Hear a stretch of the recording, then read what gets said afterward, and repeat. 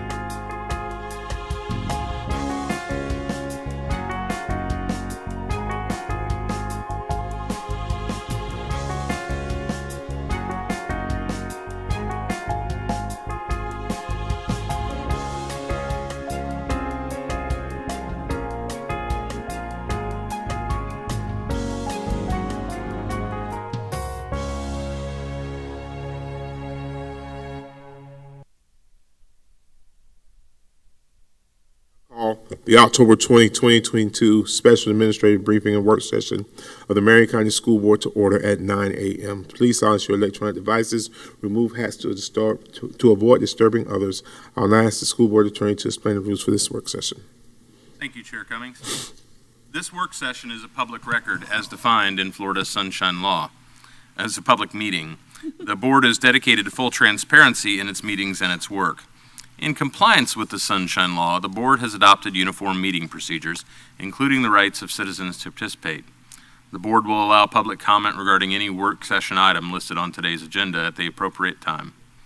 Speakers must fill out a request form located in the lobby and hand it to the Board Clerk. After the Board and Superintendent have completed their discussion on a particular agenda item, the Board Clerk will call speakers' names in the order received. Each speaker will have 3 minutes. As required by the Sunshine Law, the Board must maintain orderly conduct and proper decorum throughout this meeting. Speakers may criticize subject matter and decisions in a respectful manner, but not people. Finally, speakers must be very careful not to violate the privacy rights of others, especially students and their family members, by mentioning their names or other identifying information. Thank you for your attention to these important rules. Thank you, Attorney Powers. Superintendent, you have any administrative briefings? I do not, sir. All right. Thank you. Good morning, guys. We're going to go ahead and get started. Remember, this is a time-restricted policy review, so we are to start at 9 o'clock, which we have started, and we will end at 12 o'clock, certain. If not before. If not before. We did get communication from Board Member King. She will not be here this morning, and Board Member Browning is appearing by phone, telephonically, but he's on the way. So we're going to go ahead and start. Attorney Powers. Okay, thank you. Can we put Mr. Browning on mute? He needs to mute his side. Oh, he needs to mute his side? Okay. Yes, I'm on. Can you mute yourself, Mr. Browning? Hello? Mr. Browning, can you mute yourself, please? Say that again. Mr. Browning, can you mute your side of the line until you'll be speaking, please? I will do that. Thank you. Thank you. Thank you, sir. Go ahead, Attorney Powers. Thank you. I've provided each board member with a book listing the proposed updates that we're going to have. This is essentially the same as the document that I provided to board members. This is a draft document, so I just want to say for a moment, this is not anything that is in any way final, and this will very likely, after we have some discussions today, be an obsolete or a draft. We will be making some alterations between now and before we actually get into the rule making finalization. There are two components that we have in any one of these type situations where we're dealing with board policy adoption.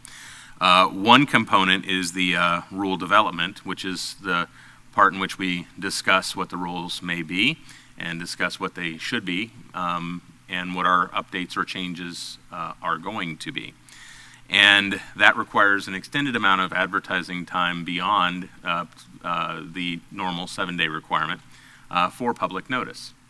Then, secondarily to that, and once that is finalized, there is a formal, usually quite brief, adoption that is held 28 days later.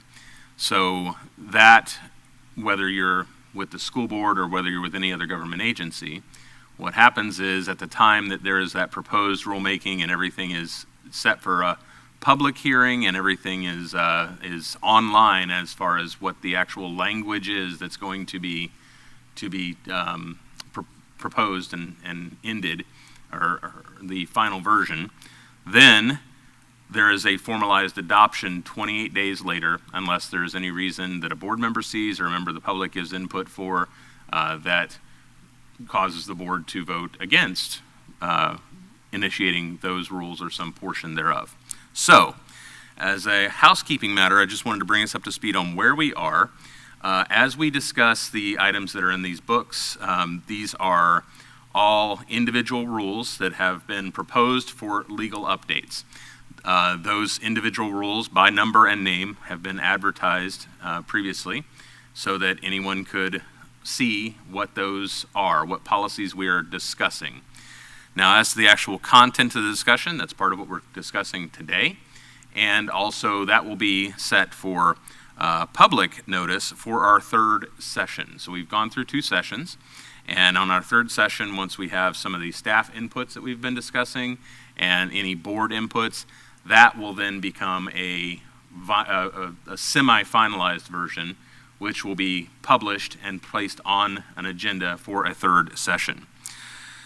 So, after the third session then, we proceed into the rulemaking, which is the finalization, and that needs to be 28 days after that date. Now, these are not, unlike our regular policies, these are not time sensitive, with the exception of one, and that is our substitute teaching policy that we currently have a resolution in place on. We're going to handle that separately by proposing a additional resolution to cover it in the meantime so that we can adopt them all concurrently. As of now, what we need to do as our first sort of item of business is I will show you so that everyone understands the process. I've given you a list of the known policies that are pending further review from staff. So these are the ones that we discussed at the last session that may have where staff needs to make a choice, or there is at least some knowledge in advance that these will require some decision or some input from staff as to, I showed you one example that was an amount for tuition purposes that needs to be placed in there, the choose A or B type items, or ones that we know the board has already resolved factors regarding certain language in the past, and we want to ensure that the board wishes to retain that language.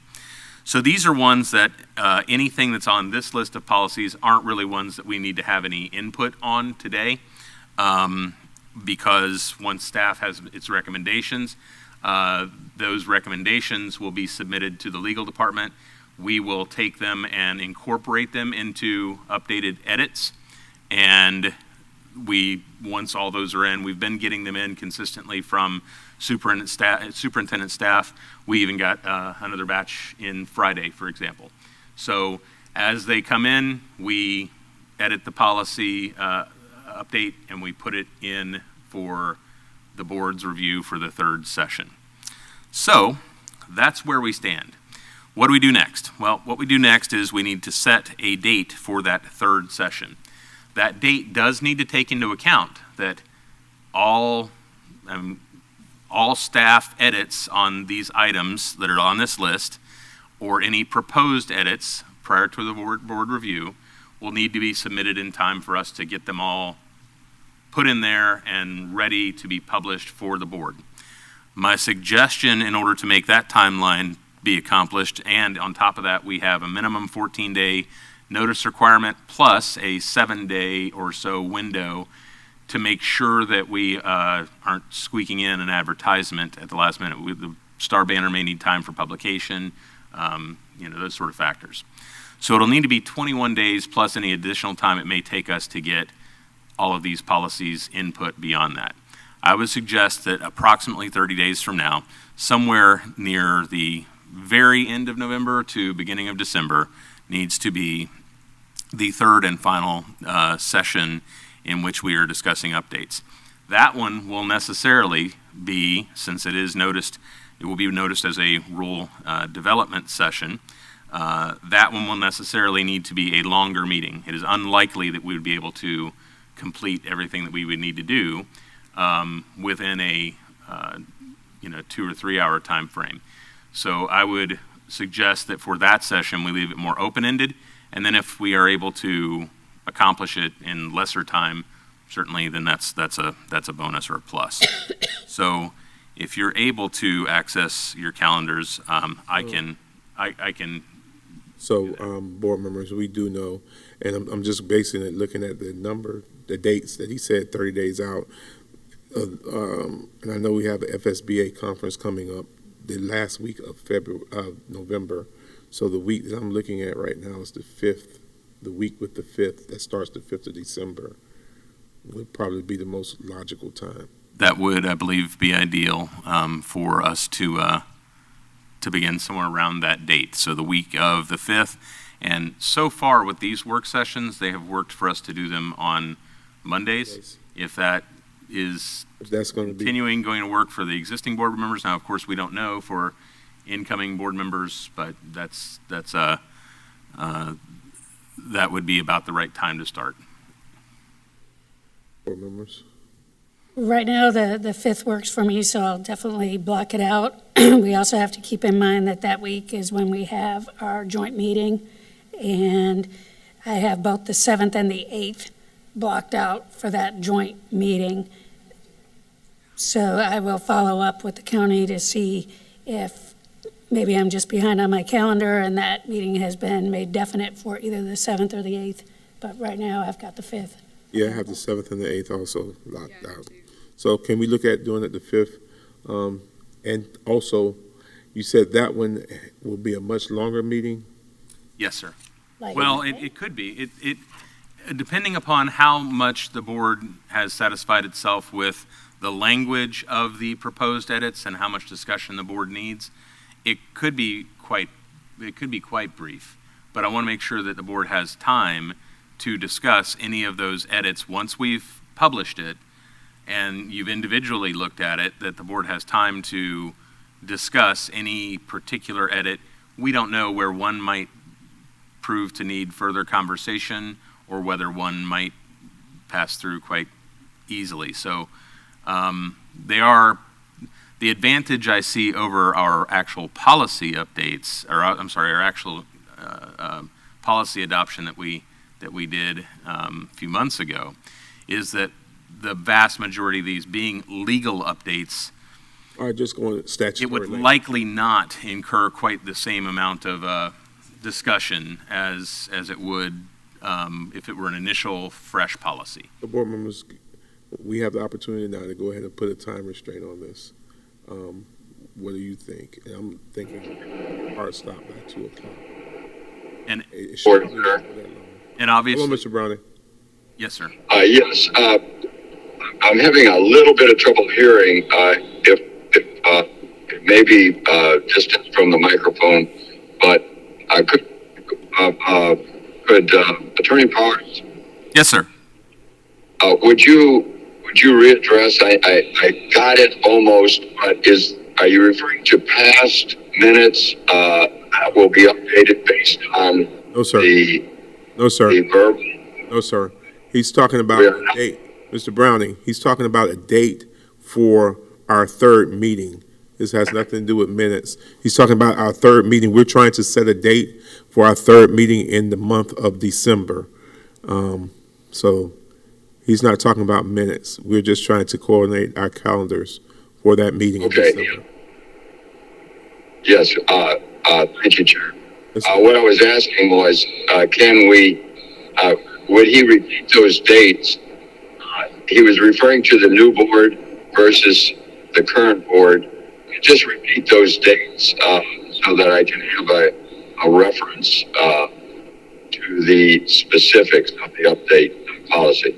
I think the only date that I was referring to specifically was the date that one board member brought up of December 5th, because there were some dates that Reverend Cummings was indicating there's a conference, and that's at the very beginning of December, end of November.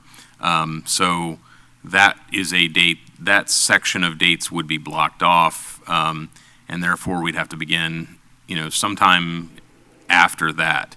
So December 5th is the sort of proposed start date for the third meeting. And then board members were discussing which dates work. And of course, I need to remind the board that specifically because of these kinds of policies, we need to carefully check the superintendent's availability as well to make sure that we're able to do this. So, Super, are you good on the 5th? Yes, I can make that work. Okay, and board members, are we good about doing a time certain at 2 o'clock? Yes. Okay, so, Mr. Davis, you got that we're going to do this meeting on December 5th from 9 to 2. If we need to stop earlier than that, or we'll be through, but I think that gives us ample time to work through that. Okay? Okay. All right. And so we will set for December 5th. I will set an open-ended timeline, but simply starting at 9 a.m., and then we'll go from there. I will also, yes, ma'am. Actually, it's for the chair, Yes, ma'am. or maybe you too. In terms of December 5th might work well for us, but we're going to have 2 new board members, so is it appropriate to notify them? How does that work? I would notify incoming board members so that they can prepare it for their schedule. Yes, I would say the same thing, that they can get a calendar appointment so they can go ahead and have it on there. Okay, thank you. Yeah. We good with that, Superintendent? Okay, and so to be clear, when that item is published, that will be published with a series of the actual updates that we're going to be considering.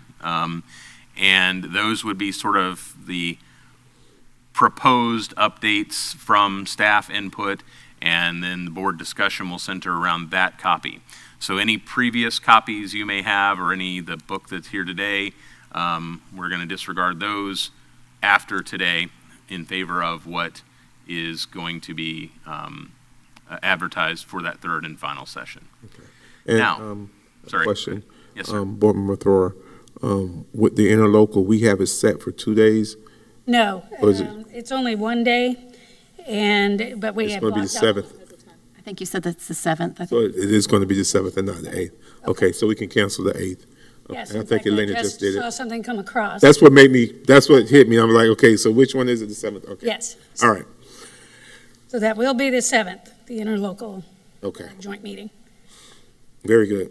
And I will notify superintendent and staff of the dates by which, in order to achieve advertising, any of the edits that are on this list of known policies will need to be finalized. As I said, we've already gotten many. We've got some others that are in processing now, so that's going well. And then any additionals will need to be proposed by then, or we'll have to deal with it at a future update session. Then as to rulemaking, that's the finalization. This is the second sort of date. Actually, the board can set this date in the future. We don't need this right now. But just to tell you what the process is going to be, that was all about the rule development. Right. For the rulemaking, essentially, rulemaking looks like it's a public hearing, but it is simply an adoption, like you did with your budgetary process, and like we did with NEOLA policy updates before. So, for that date, we would need to announce it the first meeting in December. And then once we announce that date, from the date that we announce it, we need 28 days of continuous advertising. So the first meeting in December I show is actually the 13th. Okay. I believe that's correct. That And sounds about right. and so when we announce it at the first meeting, public hearing, we announce essentially and advertise our updates and changes.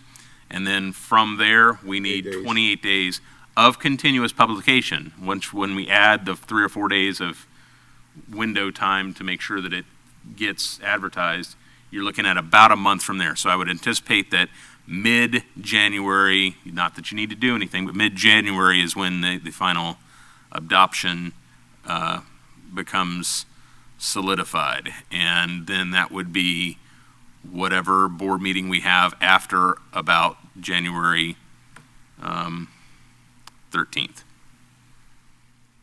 Yeah, after, and I don't have the board meetings listed on this calendar. So not that you need to choose a date, just want to let you know where it is that things are going to fall for the future. And that 28th day round is around the 2nd or 3rd of January, so it'll have to be after then. And I think by that time, that first meeting in December, the board will give you a date then. And we'll put that on an agenda item, and that's a fairly routine, at that point, that's a, it's just setting the actual public hearing and going through. And we'll have the input of the new board members as well as on setting that date, so. Okay, that's correct. All right. Now, springing off from there, the electronic copies that I gave you, along with this copy that I have here and printed for you, and with attention to the list of policies that are known to be pending further review, I would, we have gotten through policies in the 1,000s, 2,000s, 3,000s, and 4,000s, just as a matter of the board's looking at them. But I would, of course, for this session, and then even for our finalized session, any of those that have come to your attention since that you wish to discuss or get into further information, we can. And I will let you know that I have done a couple of research items. One was as to the clearinghouse and the fact that employees will need background updates. Those background updates would need to be, the updates to the clearinghouse background screening. The policy is solid because it simply says these have to be done.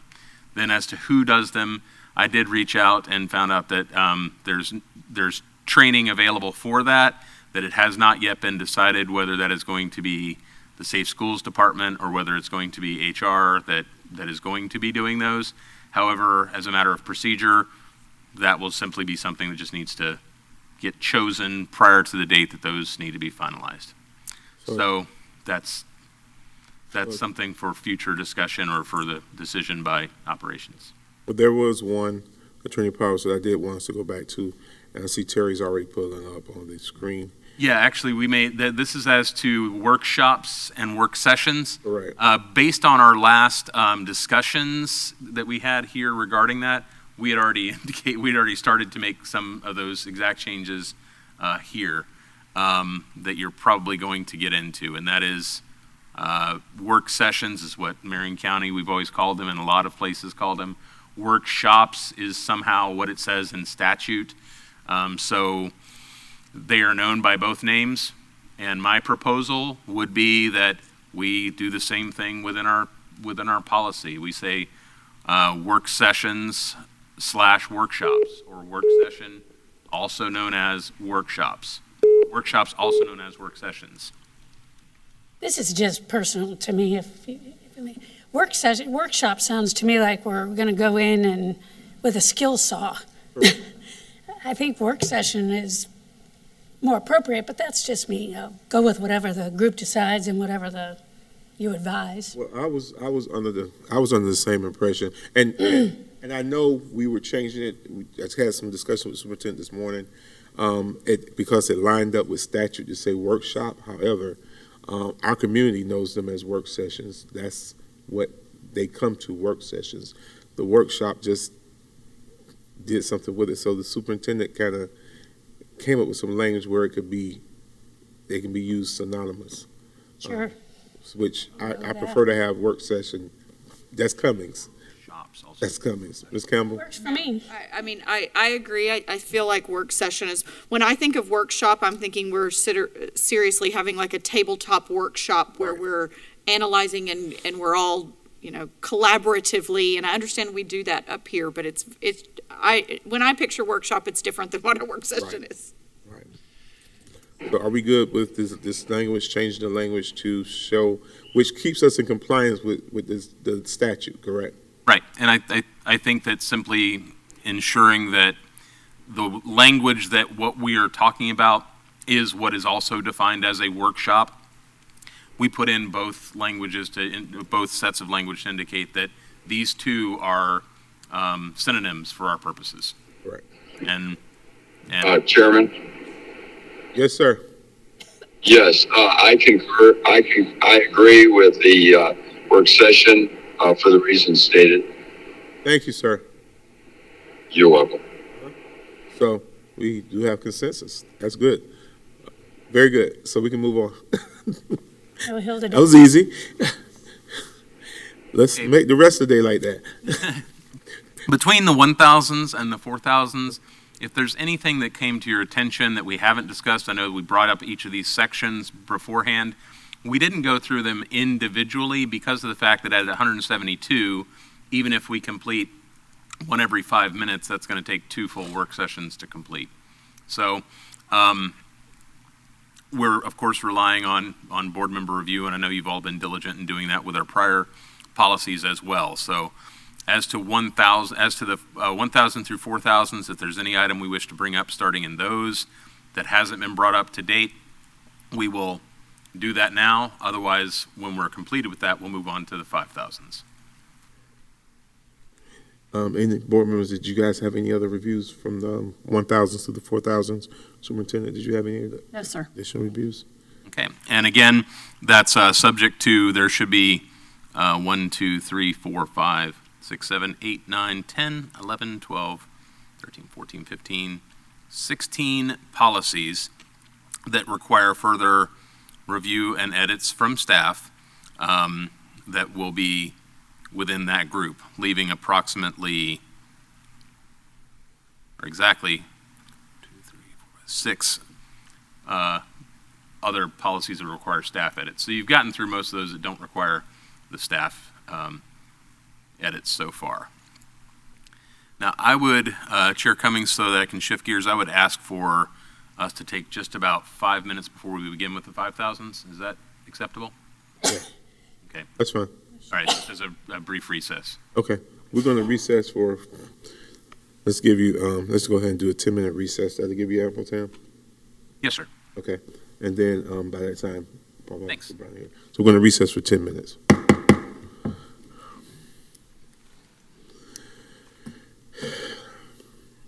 And we'll pick up at the 5,000s.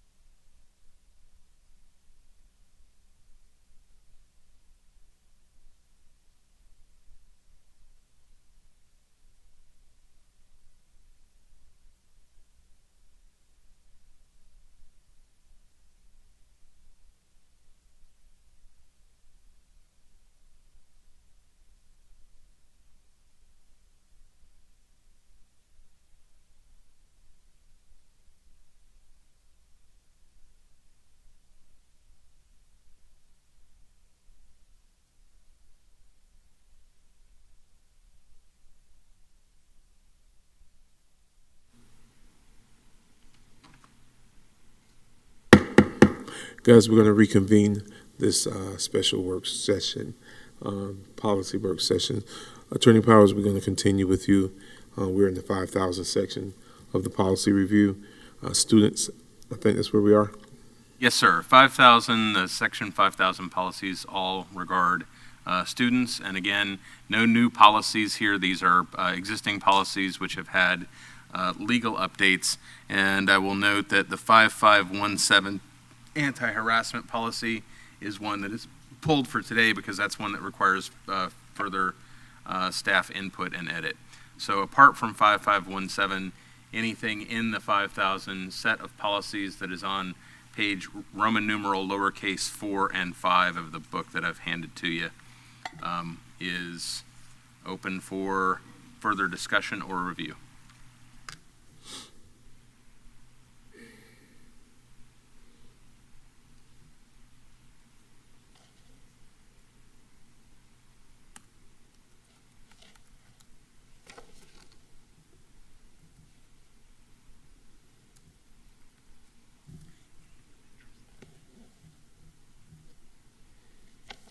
And this is the part where I would normally point out anything that had any particular interest or point for discussion that I, as your attorney, believes need to be, emphasized, but I do not see that to be the case. Okay. Chair, Go ahead, Ms. Dora. I reviewed them and I'm comfortable. Thank you. Ms. Campbell. I had a couple of questions, but I was just trying to make sure I'm looking at what I made note of here. Let's see, there's a policy. Bear with me just a moment.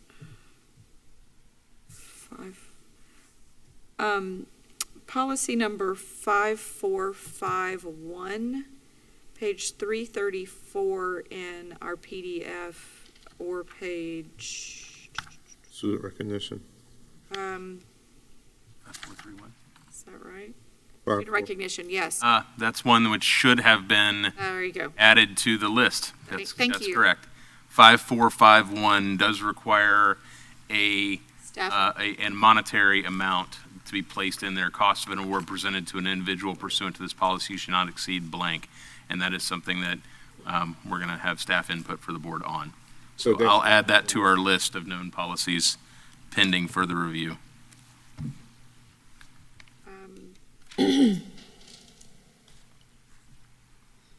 I just wanted to make a statement on the policy 5410.01 about promotion and acceleration and all of that. It's just a statement more than anything, and I know that coming up in the board meeting tomorrow, we're holding the public hearing on the student progression plan. Just a personal note, it does often feel in these policies that we talk more so about retention than we do about promotion and acceleration. So that's just a comment more than anything. Lots of policies specific to remediation and retention and things like that. But as we move forward, and we're continuing to move forward, and just a point of note, board, I'd like for us to continue to push forward in the acceleration and promotion options for our students. But my next question is policy 5722. Now, I only have a handful, so don't think that I'm going to be like forever here. That one I did not see added to your list, Attorney Powers, but I believe it needs Which one? to be. 5722. 5722, school-sponsored publications and productions. Question. Let's see if that is one that should have been put Yes. onto the list. List all publications. So designated, is that what you're talking about? And then, Yes, the publications one, and then down below, there's a fill in the blank. right. While ordinarily non-public forum, school sponsored. There's several options in this one. Yep, and those are the checkbox options, so I will add that as well. 5722. 5722. 57. And then once we hear back from them, then we'll know what our conversation needs to be from there. Right, correct. That was all I had in the 5,000 section. I had one, and I'm just looking at the grammar of it. Where is it?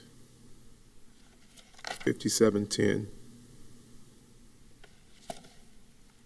Student complaints, page 382, board page. Where is it?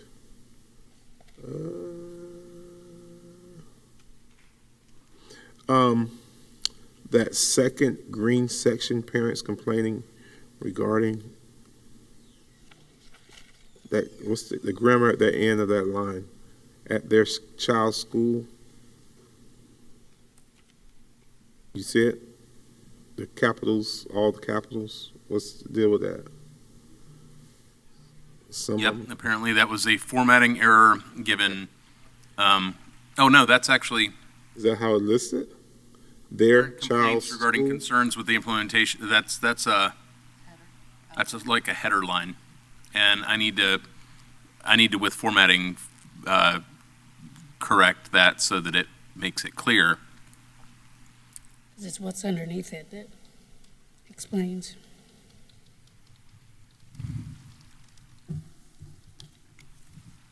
Okay, that's been sent to NEOLA to Thank fix you. that. Thank you. Chair, Mr.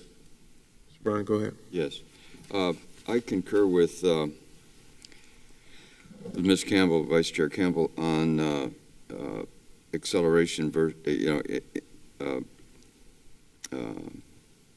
as compared to retention, and I do like that because it's sometimes it's incredibly important in a student's life.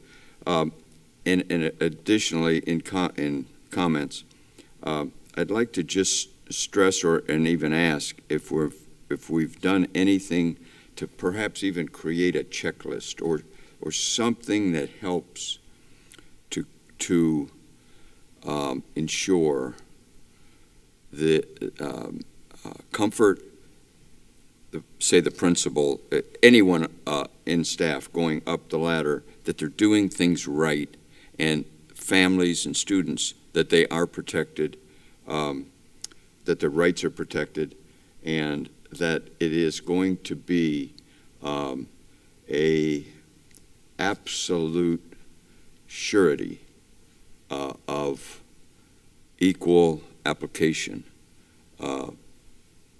before the law.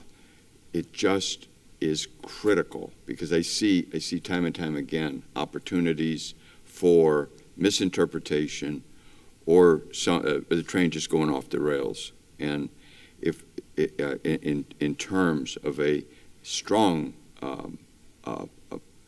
representation of the district and essentially no representation or misrepresentation at the student level, especially early on in some of these situations. We've discussed in the past scenarios where a student was asked to write out a statement, that type of thing, and sometimes just on that subject, like a Miranda type thing, that if we could be sure that we follow a checklist, for example. As to a checklist, I don't believe there is such a thing. However, on 5710, which happens to be in this set of policies, is the policy regarding student complaints. But then you were talking about acceleration processes. I was just versus that was an earlier. I was just echoing the vice chair's comments that Right. I like her sentiment toward addressing acceleration as well as retention. It's just again, it's a balance thing that she was referring to, and I wholeheartedly concur with that.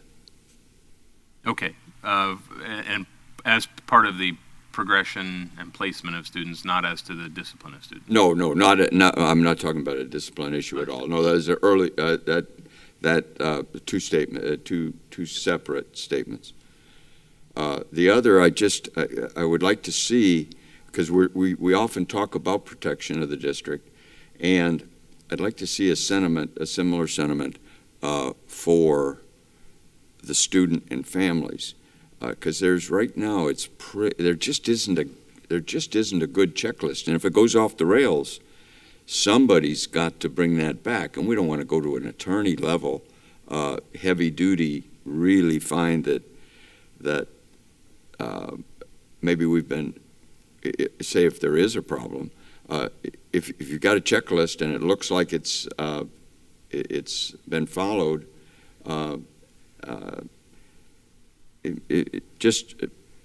I like fairness, and I think everybody on the board does. So I think we have an assumption of fairness, and it would be great to have some tools there. For example, if you're the principal, and as this item is getting handled, if you've got this checklist to go by, and perhaps it should be out of this document, out of the policy, and more in procedures. I'm not sure of that. I think probably policy would be wonderful. Then it could be updated, and the concept would be there, and it could be expanded if it was necessary. I just bring that forward as a statement to the board. Thank you, sir.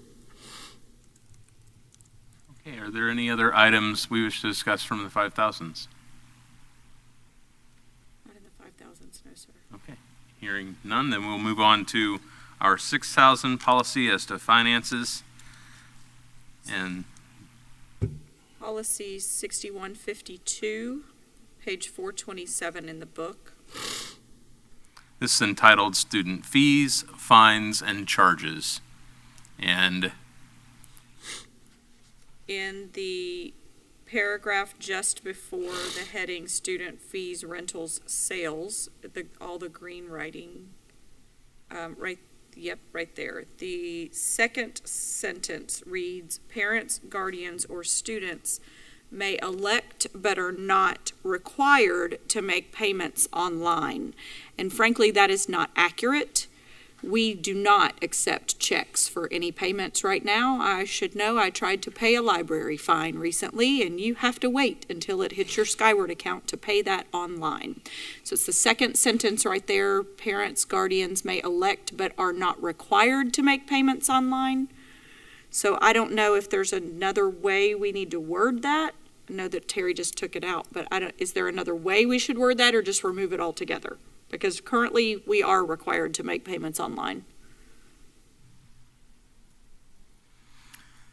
okay, the nature of this paragraph is for convenience to families, board may enter into an agreement with one or more credit card online payment processing vendors. So the point of it is to allow that to happen, so that the second sentence will be accurate. But in fact, if it's not an election, then in practice in our district, if payment must be made online. They are required. They are required. They are required. Right. But should not be. And I want to check the statutory language here, because I think the statutory language is built around the reason we can allow for online payments needs justification. And so that was justification that was chosen. So let me just check. We'll pull up here the statutory language, which actually will tell us whether that is just a restatement of statutory policy. And that would be helpful to know if statute specifies that families should have the ability to pay in a way that's not through electronic or credit card means. That would actually be helpful, because we currently do not allow that in the district.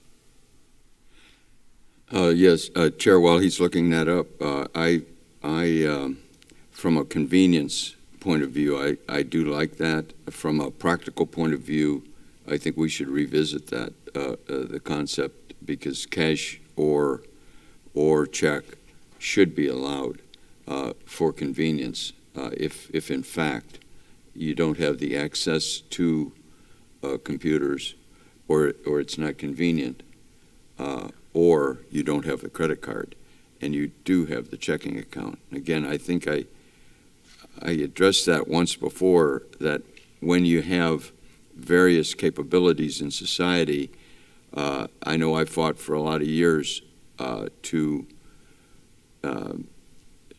kind of counsel and and bring folks along that were paying way too much money on bills because they were going through money orders. And the cost was just prohibitive.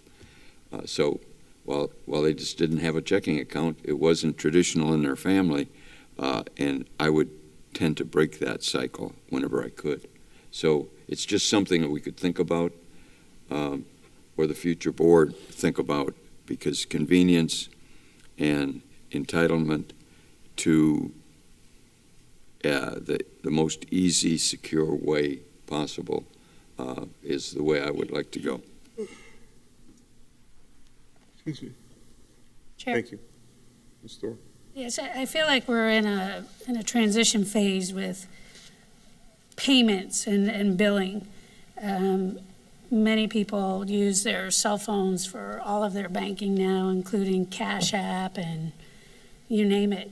And there are free versions of being able to pay electronically that are certainly much easier for the person that's paying it to keep track of, and also for the school district to keep track of. However, especially if it's a situation where someone may then incur more fees or something of that nature, this board member would certainly want to have a mechanism in place to be able to work with that family. So I'm not sure what our options are here, but something along the lines of online payments are preferred but there are other possibilities that can also, we want to be helpful to families, we don't want to be a barrier. Correct. I agree. I think we should be able to, and I'm not sure if, as I know Ms. Campbell is correct about them not taking checks, but I'm thinking that we should be able to accept various forms of payment, whether it be a check, a money order, cash, even. Cash. Yes. Maybe Dr. Gullett can speak to this, but as from the parent perspective at this juncture, there is not I'm enough. with you. I mean, Tried to pay yeah. something recently, and it had to be, Yeah, no, it had to go to Skyward. has to go through Skyward. Everything's going through Skyward. Obviously, with the LEO as the payment option for the Marion after-school programs, which we just had an issue with that, where they're now picking up the fees on that. They were actually still charging the fees to the parents. So whether it's sports fees or homecoming tickets or anything you're trying to, football game, by going to a football game, there's a totally separate payment processor. So we have multiple payment processors, but we're not accepting check. We're not accepting checks at all. We do accept cash and concessions, but we don't accept cash at the gate. Yeah. And those are certainly valid concerns that represents a distinction between what the edict of board policy says we must do versus what is actually perhaps happening with our systems. I can advise you on how we can correct this, then as to whether or not, and so such that it's not a requirement that is listed under board policy. Now, under district practice or under procedure, how we do it, I mean, the board may choose to state something that specifically makes it optional or remains silent and allows for the superintendent's procedures to address that issue. What NEOLA's input on this was that the reason for this update is to include optional language permitting the board to enter into an agreement with credit card or online payment process vendors to facilitate online payment of fees, fines, and charges, and new language prohibiting fees or fines to be charged to students experiencing homelessness, which is a requirement. So this could be fixed for this purpose by eliminating the sentence that is in blue. Parents, guardians, or students may elect but are not required to make payments online. By remaining silent on that issue and just leaving the rest of this statement, then those will be, it essentially provides that we have to have notice to parents that they may be charged a nominal fee. Now, understand in practice, I don't know that we are charging any kind of nominal fee, that we may be absorbing that. But this is the language that's required in order to be able to do what we're already doing in the Skyward type system. As to whether Skyward is the only system, eliminating what's in blue there would indicate that the board doesn't have a policy requiring it to be, but from a perspective of how those payments are made, you can choose to remain silent, or you can choose to add language which, to either policy or procedure, at the discretion of respectively the board or the superintendent, that allows you to do so. Chair, I like that, the latter. You know, I just like the idea of that it's allowed, but certainly not mandatory. Superintendent? Thank you, Chair, members of the board. I would like to confer with Ms. Boston Ellis. I do know when we had this conversation with LEO before, that there were some recommendations brought forward to her for online payments from auditors. And so I think if the board would allow, I would like to bring this back, because there are some other factors associated with finance and tracking and such that I'd really like to have the team So weigh in on, we'll make add some this to the recommendations. list. 6152. Thank you, Superintendent. Thank you. Everybody in agreement? I'm sorry. Yes, I do agree with, if you need more information, you need more information. More often than not, what I hear from families is they want the option to pay online because it's the most convenient, but they don't want to pay fees. Right. Right. Thank you. All right. Okay, as to the remainder of the 6,000s, if there's any further discussion that we have on any particular item? Policy 6233, I noted that there is a drafting note included in this. If you scroll down just a bit, just before item C, don't know if that's another one that needs to be pulled. It does not, however, the drafting notes, well, let's pull it up and look at it specifically. Okay. So that is the decision that we, so this one wouldn't need to be pulled. We can, funds for federally connected student supplement.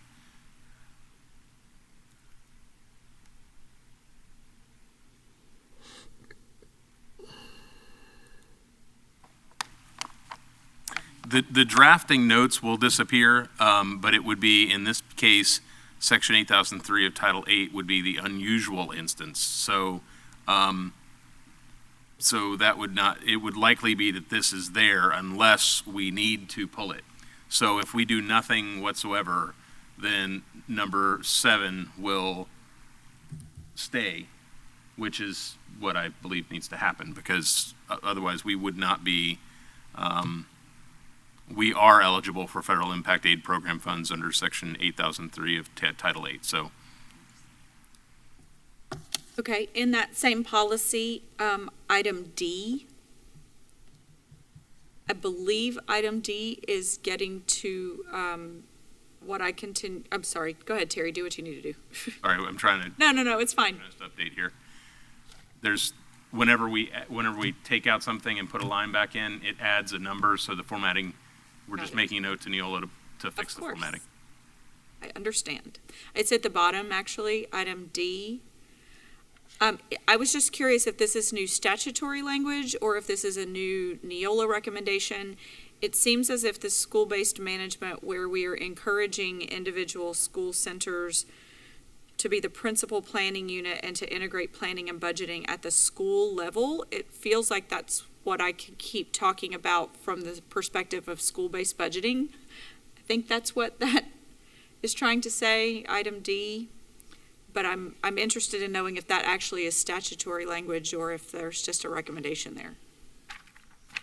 And maybe I'm reading that wrong, but the way I read that is that the board is encouraging individual school centers to be principal planning unit, to integrate that planning and budgeting at the school level. You all keep hearing me say the word school-based budgeting, and I think that's what that is, but I didn't know if that actually was statute now encouraging us to do that, or if it's just a recommendation. Yep, and it just takes me a minute to pull these Yeah, up no because worries. there's I know. separate volumes, but we've got, as to, this is on 6233, Senate Bill 2524, amended statutory language regarding the type of categorical fund expenditures that are permitted when a school board determines appropriations are urgently needed to maintain board-specified academic classroom instruction or to improve school safety. The revisions to policy 6233 reflect these statutory amendments. And so it's identifying that each of these are intended to address Senate Bill 2524's mandates. Now, I could take a moment and pull up that specific language, but that was the intention of this, is that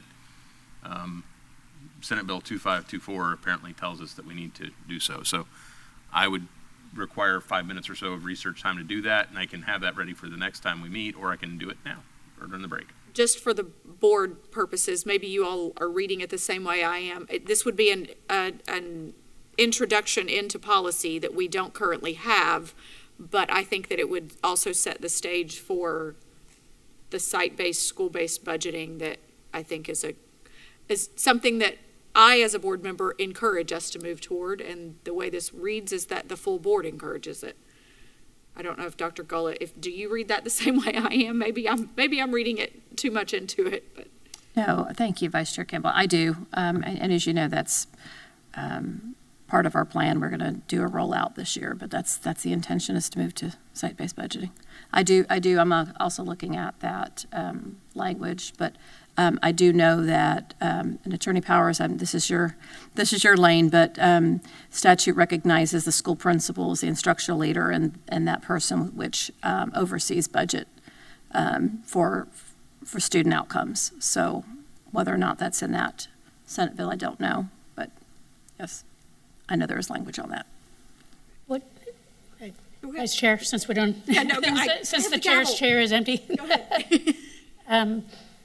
Would it be more succinct in that statement to say the board encourages principals at individual school centers to be the principal planning unit and to integrate planning and budgeting at the school level? Because principal's over there somewhere in the sentence, but it's not capitalized. So I guess in that sentence, as reads currently, it's principal just means like the primary planning unit. Right, I think that's the intention of the language in here, but I don't know if that's, I'm looking it up to try to find out the answer now. If we're saying we want the principals to be leaders and we want it to be as much. And I don't know that this sentence is saying we want principals to be the leaders. It may be simply saying that this may be based on something within Senate Bill 2524 that I don't know yet. So before I do tweak language, I want to know. So. Okay, because I also don't understand how an individual school center can do any planning at all. That's not a person. Mm-hmm. Right, and it may be that there's a requirement to be a team. Seems like doublespeak to me. But I want to make sure I'm reading it the way I think I'm reading it. Yeah, I understand the intention, I think, but I believe that with your legal tweaking, it could be more specific. I agree there's a need for clarification. I agree with you. The latter half of that statement is the one that I'm most impacted by, is to integrate planning and budgeting at the school level. Mm-hmm. I think that's the crux of what we are trying to encourage. Right. But the part about individual school centers to be the principal planning unit, That's and I'm not certain if principal needs to be PLE. Like that's I don't think so. I'm trying to. right. I don't think so, but I mean. I can't speak to that. I mean, they're recognized as the instructional leader, but I don't know if in that context, that is the same thing. Right. Do you think not we need something I've heard. superintendent? But I'm not the attorney. I understand your question and I agree.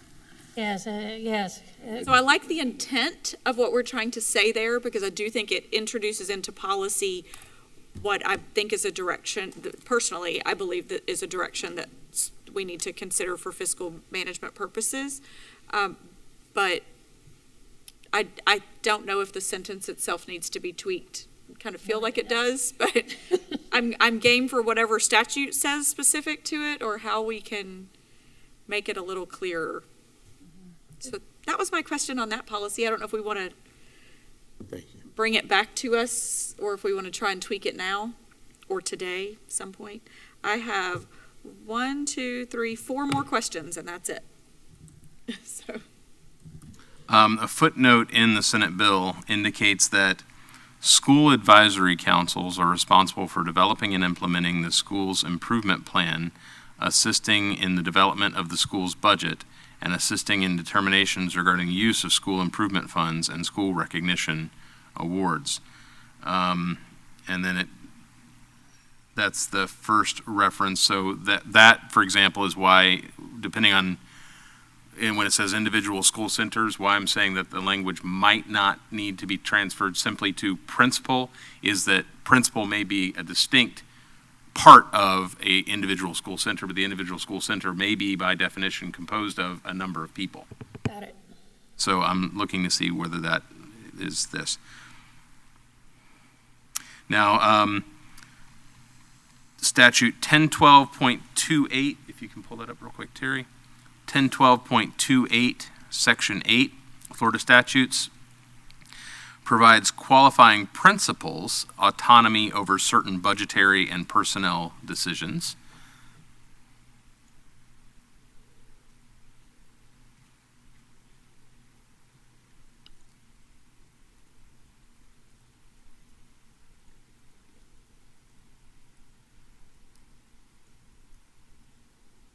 One and 2.28,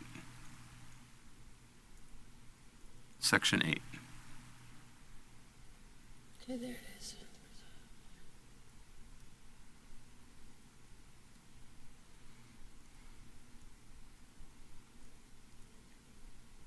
Boy, financial resources. So B Yeah, and C B. seem to apply.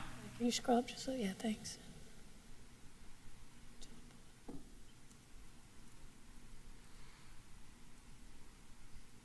Interesting. And then as to the 1011 statute 1011, performance goals identified in principal autonomy and that was as to 1011 point, I didn't get the rest for. You're 3 steps ahead of me there. As usual. She rolls. 1011.6202. Now, this is not new, but it appears that this is attempting, under the Senate bill identifies how different pieces of Florida statute in their estimation work together. So,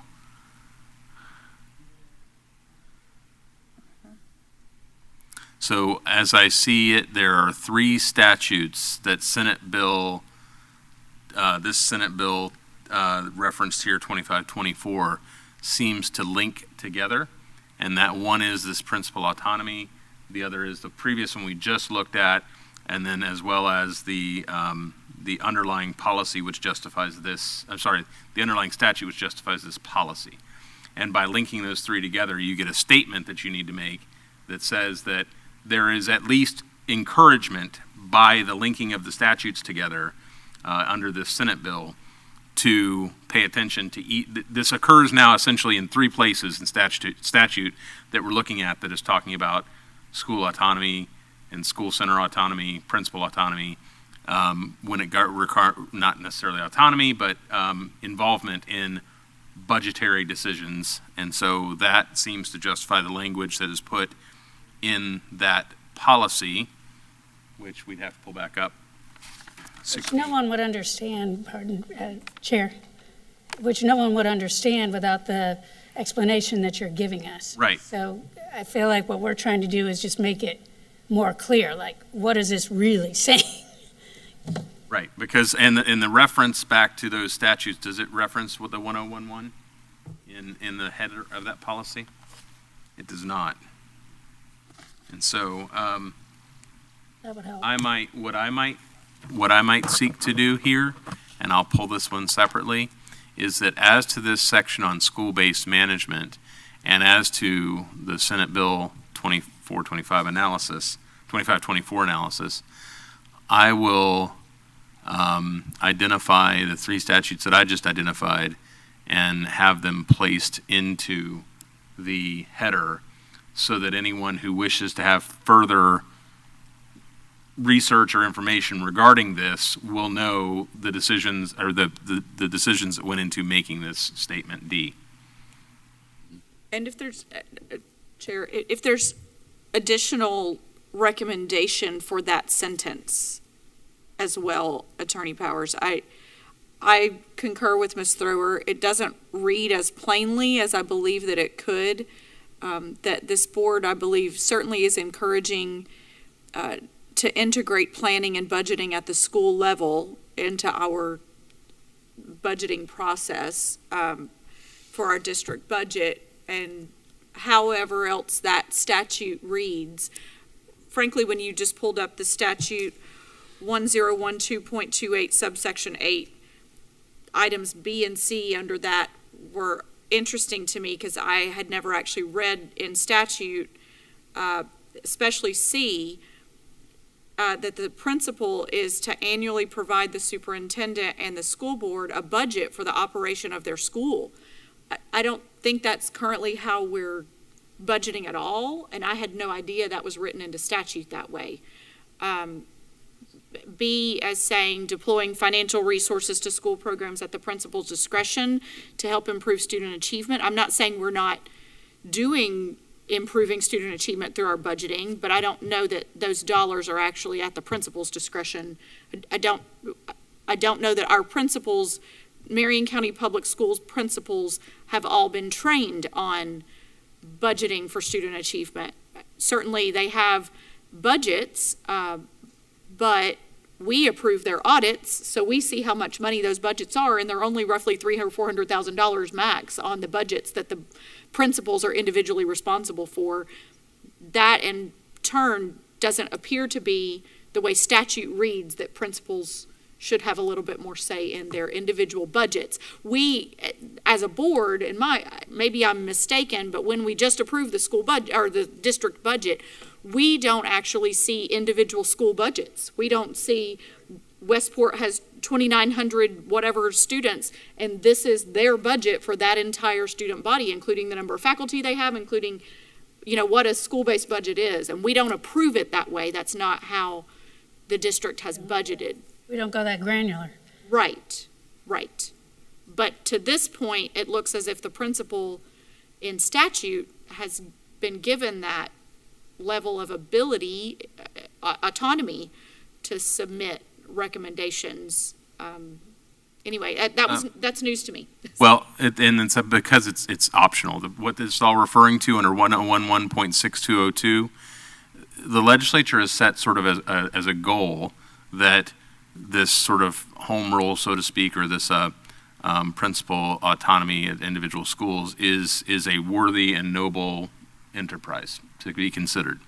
If you look up to where it talks about the Principal Autonomy Program Initiative under section 1011.6202, if you were to pull up 101.6202, what you'd find is the Principal Autonomy Program Initiative. And then it talks about for participating school districts beginning with the 2018 and 19 school year, contingent on available funds and on a first-come, first-served basis, a district school board may submit to the state board for approval a principal autonomy proposal that exchanges statutory and rule exemptions for an agreement to meet performance goals established in the proposal. So it's a separate program. It doesn't mean because it appears in statute here or appears as a goal that this is what we must do. It is, however, if we want to select schools, or if any district wishes to select schools as, I don't know if we'd call them pilot or model schools or whatever, it requires highly effective principals, it requires a number of requirements in the background. And then, much like a charter school where you're relieved of certain requirements, the school may be relieved of those requirements if they're able to document that they are able to exchange their own proposal and plan, which is highly detailed and specific for certain statutory requirements now. Does that make sense? Yes. Sure. Okay, Ms. Storer, thank you, Mr. Brown. So there is a lot more to this. Right, and basically at the bottom line element, I'd sort of say, is that it appears multiple times in statute, including this most recent Senate bill, that the generalized direction is that we want to encourage participation by the school in their budgetary in their budgetary action and in their financial decisions. We want to encourage that participation. However, it is not autonomy. Got it. Which, Superintendent, that is what you said from the beginning of coming to us, that you wanted to move in this direction of having the ability of the people that are actually doing the work to not only have more of a say, but also feel very comfortable in having that say. Yes, if I may, thank you, Board Member Thrower, precisely, and it may be helpful to understand that the intention is not for this to be our work to not be about a program, about the recognition of it being an autonomy program or an innovative program, that it should be for all schools. So our plan is that we roll out site-based budgeting for every school, and then that is monitored, and staff are trained. We have a fairly centralized program here, which is quite different, as you all know, than I'm used to. I'm used to site-based budgeting. So, what comes with that is a lot of training, but a lot of responsibility, but a lot of ability for each site to make the decisions that are best for their student needs for that year, which may change from year to year. And so I just would call attention to this last policy that the intention is that it's not part of the autonomy program, but it's for all schools. So this process would be this, no matter what school we're at, the process would still be the same from Correct. school to school. Correct. Okay. And you could pull budgets, which are all very public, within the framework of allocations for the number of student units that they have, and also the money should follow the students, right? So depending on the programs and the needs of the students they have that year, the money follows those students. And so then they do allocations of staff, particularly instructional staff, based on those student needs. So it's student-driven for every school. And also within the notes that I have here, it indicates that this optional policy amendment is based on the last sentence of Florida Statute 1008.385(1)B, which is up on the screen, which provides that a school board may use its system of planning and budgeting to emphasize school-based management. A policy is not required for this purpose, but including a provision in the policy, like the language of the policy that we are proposing there, is one way for a district to implement school-based management. The reference to Next Generation Sunshine State standards is no longer applicable, so that was stricken. Mr. Browning? Yes, thank you. I think this is a perfect example of something we discussed and I was proposing at an earlier workshop, and that is, or I guess we're saying work session now. You're interchangeable. Yeah. You're never wrong. Yeah, you're never wrong. Okay, that's a great move for me. So the idea of being able to quote board policy, it would be so wonderful if I was a principal to be able to look at board policy, then a reference to state law and federal law. It would be so wonderful because right That's now. there for you. I'm sorry? That's there. When you look at the policy, at the very top in the header, it has all the statutes that are related to this policy. Right, and I get that. However, there's in a practical sense, what happens is in operation. Well, that's board policy. That's board policy, and it may or may not be board policy. The problem is you get these kind of traditions going. You don't know where it came from, like that business about taking your hat off when nobody's there, that kind of a thing. It becomes like it becomes de facto law, sort of. Like you've got to continue to repeat it, and you're not sure where it came from. I would recommend this board consider strongly the idea of a policy manual that referenced a state and a federal, but that it is really what the superintendent and the board intend for this district to do, having interpreted state and federal and previous inclusions in board policy. And my reasoning there is that it makes it more practical. A principal, our Safe Schools folks, for example, they can look at it. It's boom. That's board policy.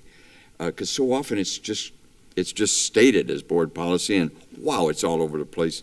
And a human really cannot follow this. I think we have crossed the line, at least for this board member, crossed the line into a vague cloud. It's like, wow, we're talking terabytes here. You know, it's just not practical, and you kind of got to assume, and then that weakens the board, it weakens the superintendent, it weakens the district, because things are kind of in a cloud. But if you had board policy, that's it. And it referenced, you'd be legal. And if you see that reference, boom, you'd move on and dig deeper or get the legal department involved if you couldn't handle it, if you didn't have a law degree. But I just, is there any sympathy for that particular argument according to the board? I won't stress it if there isn't, but it just seems to me, in the interest of actually functioning, you look at the board policy, you talk with the superintendent. That's the way it is. That's the law, really, for the board. And then you've got other deeper libraries of law, if you will, that we do want to follow, but that it's impractical to think that we all have a law degree. Just comment. Chair. You continue, go ahead. Sorry. Thank you. Because we're members of the board, since we're having this discussion again on site-based budgeting, I just want to call attention to the fact that we do not currently have a program within our infrastructure to provide that. So it's a good time to mention. It's a lot of work to build it, a lot of programming, or else we need to go outside and outsource for a program, which a program meaning software. So I just want to call attention to that. It's not just a simple task. So it's a good time to mention that. So it's not something we could just turn on the switch and move to instantly, which is what we've been working on. Yes, ma'am. Thank And you. paragraph D is an optional paragraph that just provides that since the goal of the legislature appears to be to improve planning and budgeting at school level to the degree that a district sees able, if we wish to express that within here, that statement is not ever going to be incorrect. However, it is not a requirement that be there, and especially unless we have a specific plan to substitute some of our current programs. So I think we're heading in that direction, but Terry, if you wouldn't mind just flipping over to that statute page one more time, because at the bottom of the page, if you're still there, is it still open? Right here, it says these exact words. The last sentence on the screen, oops, nope, the last sentence, or almost last sentence on the screen, just before the comprehensive management. Each district school board shall utilize its system of planning and budgeting to emphasize a system of school-based management in which individual school centers become the principal planning units, and to integrate planning and budgeting at the school level. So that section is exactly what that policy now says. Right. No, you went too far. Go back up. The sentence directly above number 2. Whoa, you went too far again. She's getting cross information here, because I'm going, before we begin addressing a subsection, I'm going back to the beginning to make sure that it's not a subtopic. Okay. So, okay, move up. Get it out. Bye, Siri. Moved. That happens in my office all the time when I say, hey Terry. Okay, go Whoa. back to where you were, up a little bit. Just above 2. There, right there. The sentence just above the comprehensive management. Right under 1008.34. Where it says each district school board shall utilize its system of planning and budgeting to emphasize a system of school-based management in which and this is that sentence directly from the policy, individual school centers become the principal planning. So I feel like there's something missing from the policy, like there's a phrase or two there. What we're trying. It should come from Well, the no, statute. I'm just getting the. Yeah, go ahead. Okay. But when I read that exact language, I was like, ooh, let's see if it's clearer in statute than what this. Right, than what we currently have right here. Mhm. Chair. Go ahead, Ms. Sorrell, I'm sorry. While he's working on that, this is really valuable conversation because, as Dr. Gullah mentioned, and as I've certainly witnessed through the years, we've been more of a centralized planning, and just the geographic size of our district, there's a lot of areas that I know we're working on trying to improve, budgeting, spending, and communication. And in the past, it's been very formulaic. If you are an elementary school, then you get this, this, and this staff. If you're a middle school, same. If you're a high school, same. So what I understand you're working towards as our superintendent is much more of a match with the vision of our legislature, but in my mind, it circles right back around to local control, which I am a huge fan of. And these are all policies, if I'm not mistaken, that we've been working on for the last 4 years. But it's also, to me, a very graphic representation of how government grows. And what used to be simple has now become extraordinarily complicated, but it yet is circling around to having the ability to be made more simple again, which I'm a huge fan of. So that's my comment. Yes, and 1008.385, which is on the screen, you were correct, under that item 1B, that is a truthful and controlling representation, obviously, of the statute.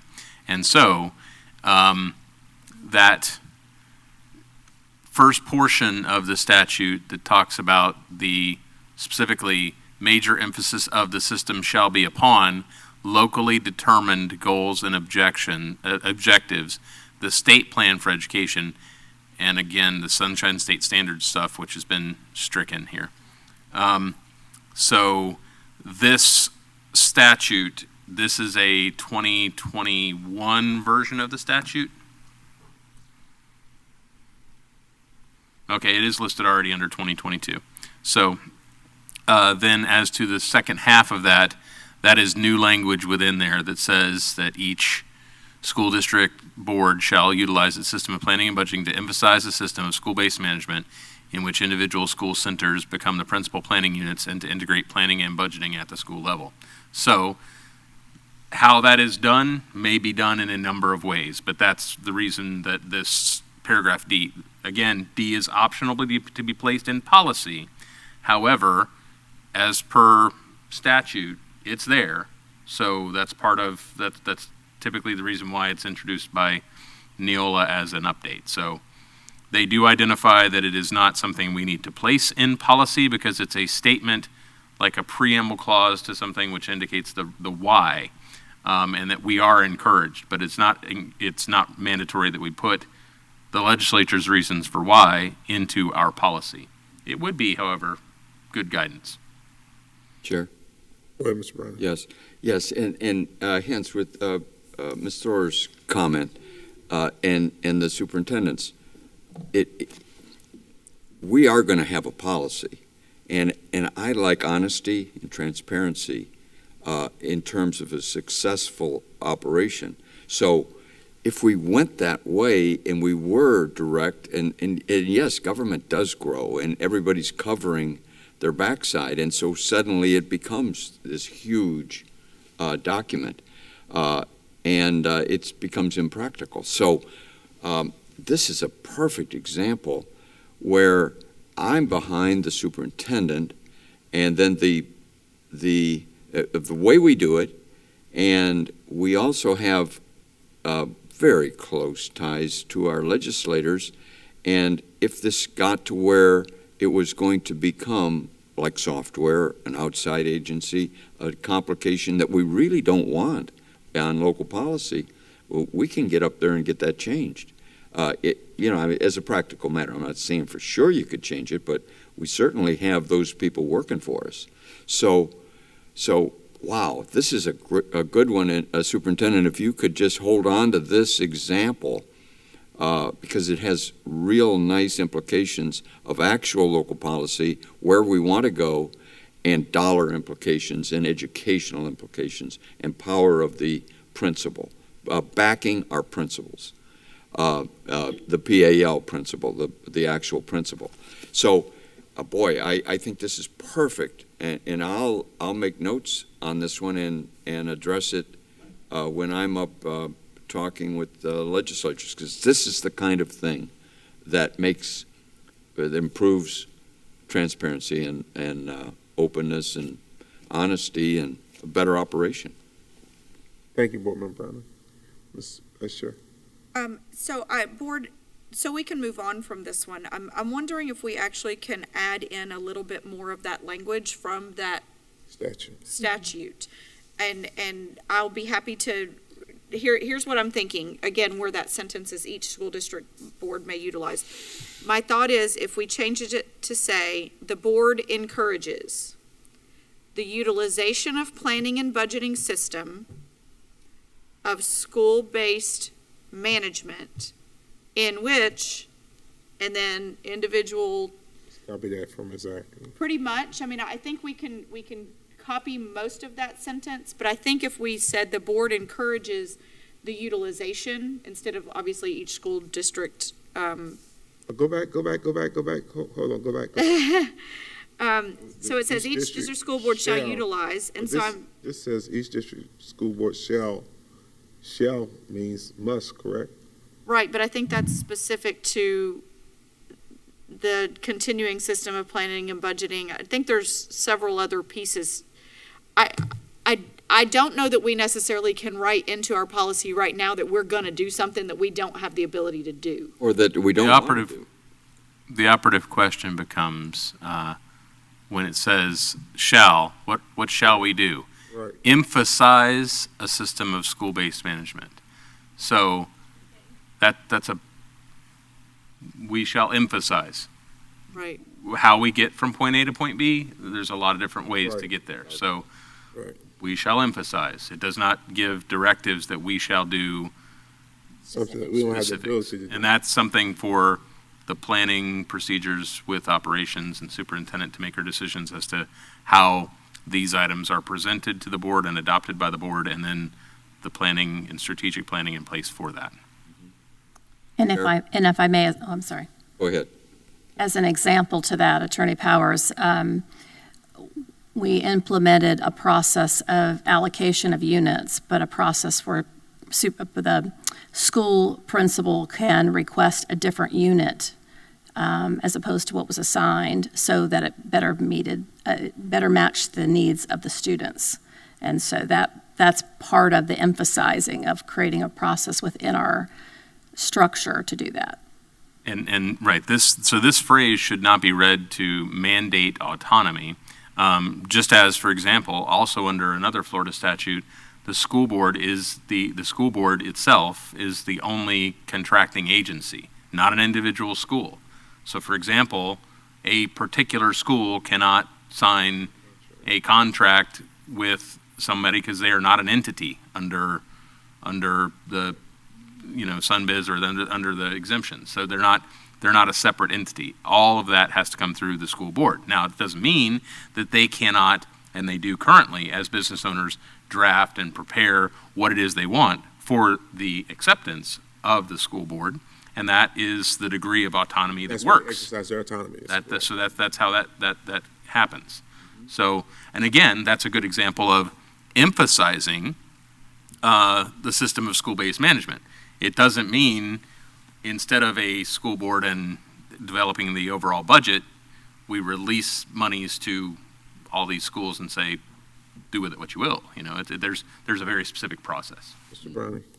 Yes, and it also empowers the superintendent, which is critical to going professionally in the direction. You don't have to use smoke and mirrors and kind of appear to be doing something when in fact you really truly believe Central is better, for example. Let's just say that's the approach. And so you can set those and still be in compliance with the state statute. What? Sorry, you Okay. lost me on that. Okay. Smoke and mirrors and the things. smoke and mirrors idea is superintendent, and I don't want to, she can restate it if you need it, but the idea of the central planning, central budgeting being the preference, and we can pick up additional software and go through a different process if in fact we choose to do that.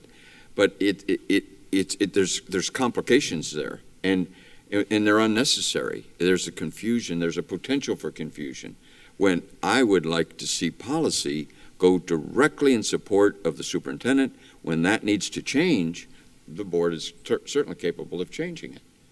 Well, and I will say to that, if I may, that it's not a philosophy of whether central is better than local or something like that. It is that specifically that sentence there, each district school board shall utilize its system of planning and budgeting to emphasize a system of school-based management in which individual school centers become the principal planning units.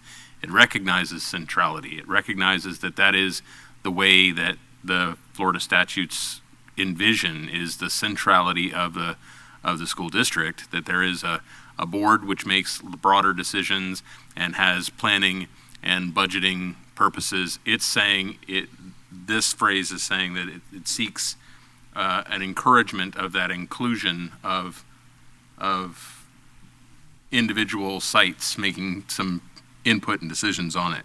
But it's not a matter of choose central versus choose, this other approach. It's a matter of utilizing our centrality to provide ours as a district to emphasize that same planning authority within the schools.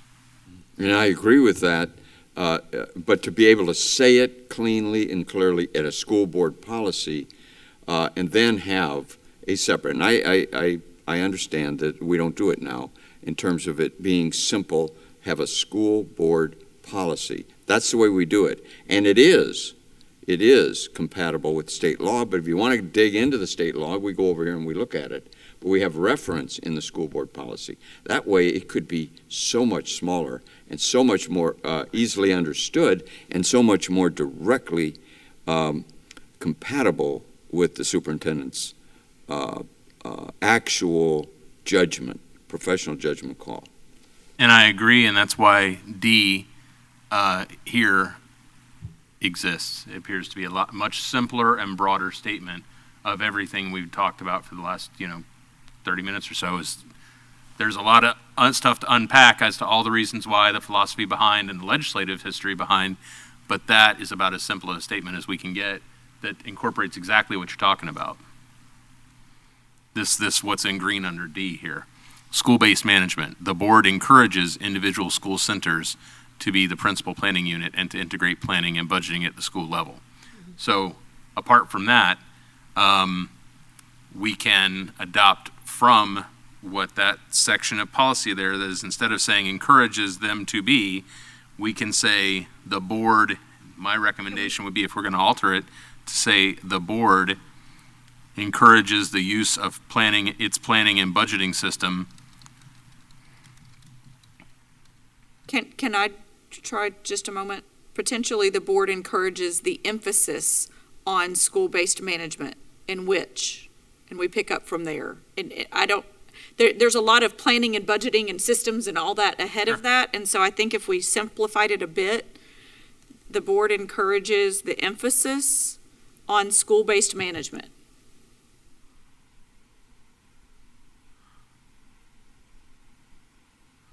And we can massage it once we get there, but school-based management in which, and then that's the rest, that's how it's, wait. Which, get rid of the It's comma in, and delete. budgeting system. It's in which individual school centers. Yeah, so we may not like the way that's completely worded, but that, I think, pulls a little bit more clarity to it. Get rid of to be and just say. Board encourages the Or. emphasis. Or maybe it's of school-based management instead of on. On. I don't know. The board encourages the emphasis on school-based management in which individual school centers are the principal planning unit and to integrate planning and budgeting at the school level. I still don't like quite Emphasis. The board encourages the emphasis on, emphasis. encourages an emphasis Thank you. on And emphasis. There we go. school-based management.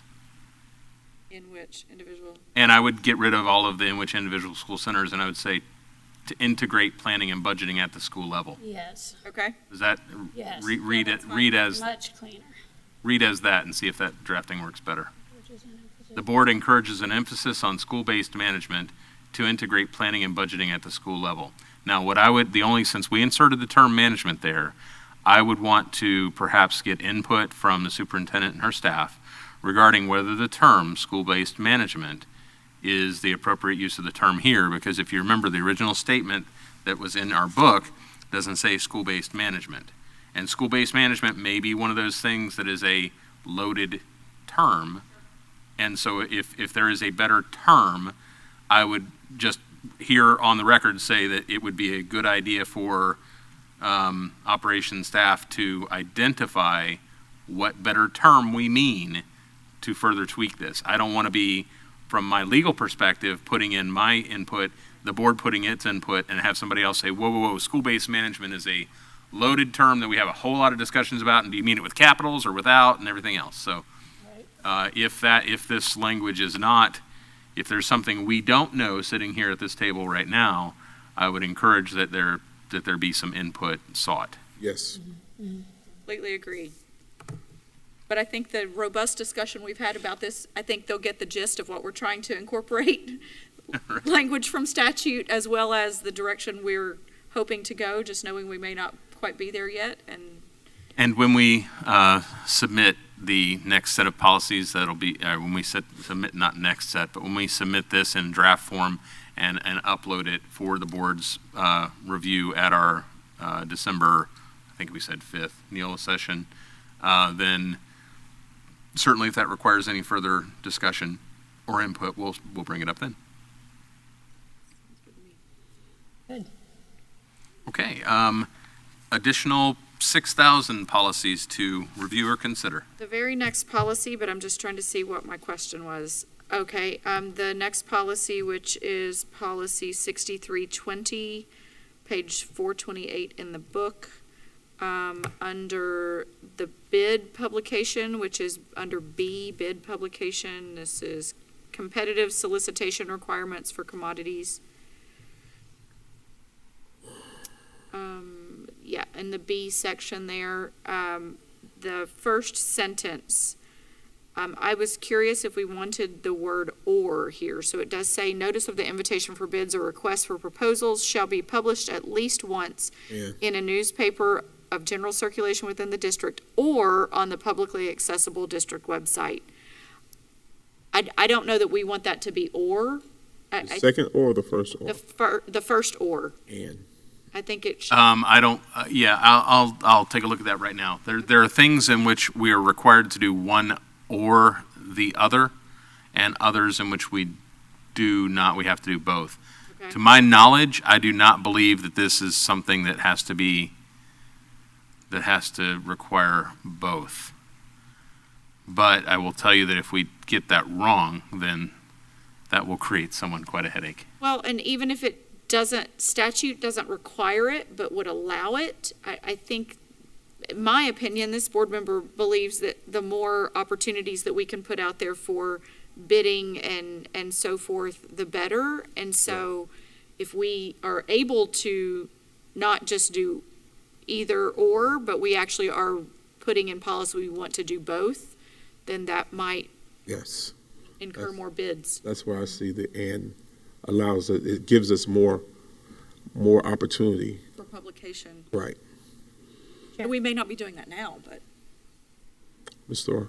Thank you. Yes, it's, the other thing that's in my mind is that newspaper of general circulation, well, newspapers are kind of going the way of the dinosaur, and who really reads them, and we are at least trying to get people to refer to our district website, which we're working hard to keep updated. So I would be a lot more comfortable, unless there's some sort of legal issue with having "and," unless someone shares that makes things difficult, or there's a reason not to have it on the website just as a matter of practice. House Bill 7049 created Florida Statute 50.0311, which we'll pull up now. That's publication of advertisements and public notices on a publicly accessible website and governmental access channels, which sets forth the requirements for publishing advertisements and notices online and on governmental access channels. The proposed revisions to the policy that you just saw, Policy 6320, specify that bid publications may be published on the school district's publicly accessible website, and that such publications must be in searchable form and indicate the date on which the publication was first on the school district's website. So it provides, even with the language as it is set right now, gives us the option to do, we've always been required in the past to do the former, the written publication in the circulation, a newspaper of general circulation. This allows us to utilize the 50.0311 to additionally do our district website, but we are not required to do both. In our instance, we would be reaching out to do both because of the fact that we would want to make it as broad as possible. But making it a requirement to do both may be, problematic. I think giving us the option, the or provides us the option, the and would be, and I would leave this, frankly, you've got a purchasing department who can make the determination of how, they are always in the position of wanting to expand these bids, so they may recognize the need to do it in some instances and not others. I would have to seek further input from the purchasing department in order to find out that answer. Be good to know. Chair? Mr. Byrne? Yes. Boy, I wholeheartedly agree. As Ms. Thrower said, the current local publication idea is a dinosaur. That is way behind the times. I think we've gone to the point of, I believe that a primary newspaper that we've used traditionally, the Star Banner, I think now has exited their property. They're down to, I think, 2 employees. I don't quote me on that, but it's a very small number, and it's owned by a national organization, Gannett. Thank you. So those things are changing, and to effectively get out to the public, we must be flexible to ride any horse that gets us where we want to go in terms of getting that information out, and in a fiscally responsible way. In the past, I've been involved in a Marion Sun-Times effort to, it had almost a $500,000 implication just on the county commission level in terms of the cost. And boy, you can have one heck of a website to handle this or conversion, and it does take some cost. There is some cost involved, but long term, you probably get across to the people better, get the information out, and better results on your publications. So I fully agree with Ms. Thrower on this, on her suggestions. Board Member Thrower? Thank you, Chair. What it does go on to say here, and this could be the most interesting considering, again, we're in transitional times when it comes to online advertising and things like that, because it says publicly accessible district website and may be otherwise issued electronically, direct delivery, or other means which are appropriate under the circumstances, which to me speaks back to circling around to the folks that are doing the work and making sure that they are empowered to get it out there in multiple ways on multiple platforms. So. Chair, I agree 100% on that.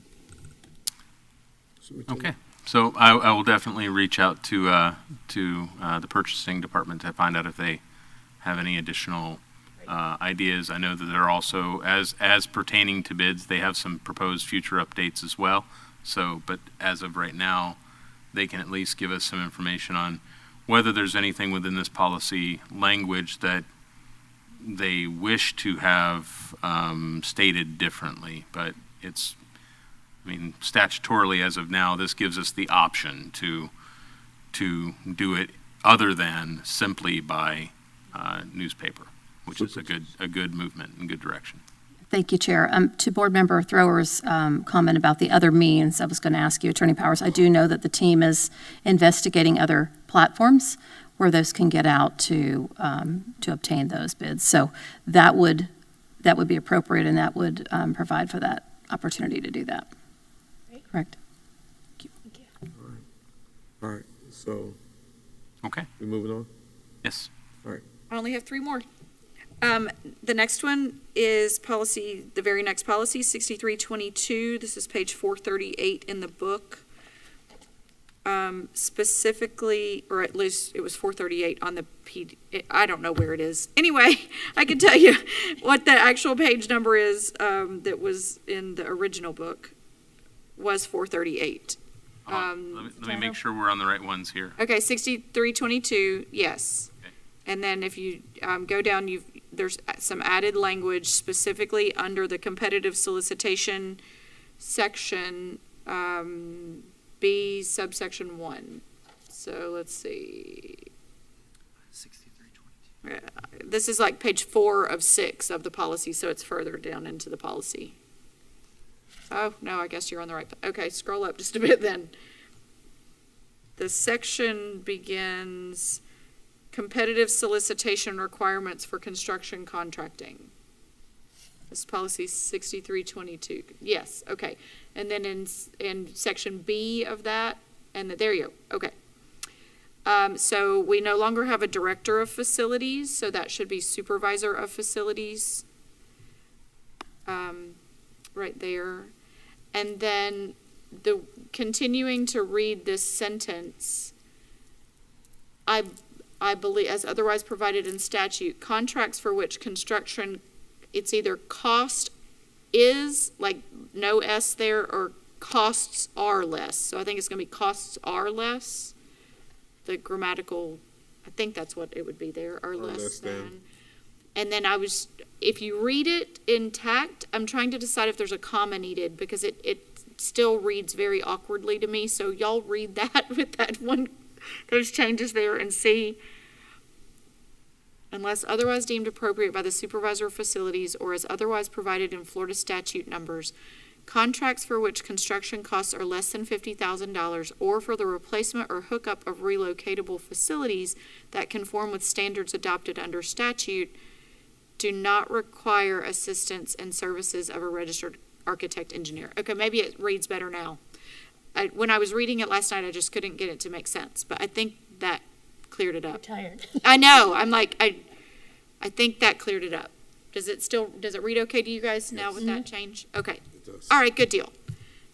Moving on. There's a drafting note in policy 6325.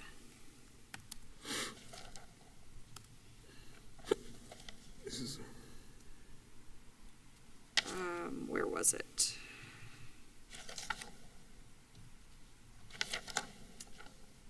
Maybe page 443 in the book, possibly. Saw a drafting note. I said I did. Let me find it.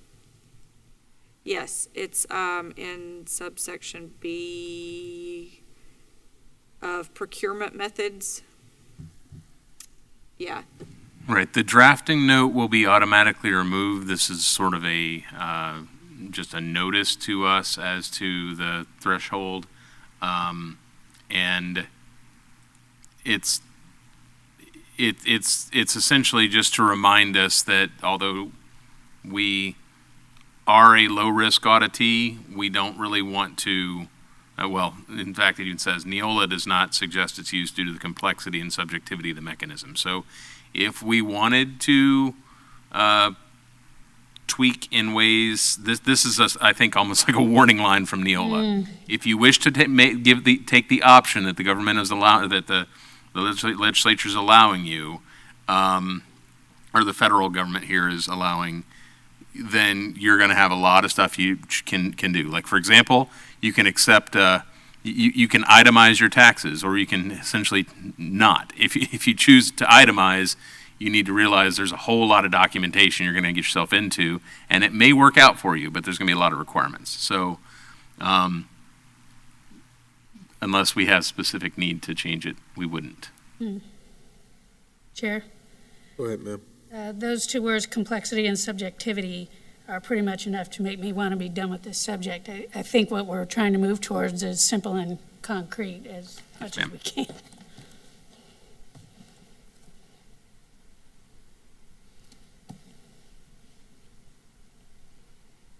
That's all I had in the 6,000s, and I'm trying to find the one question I had in the 7,000.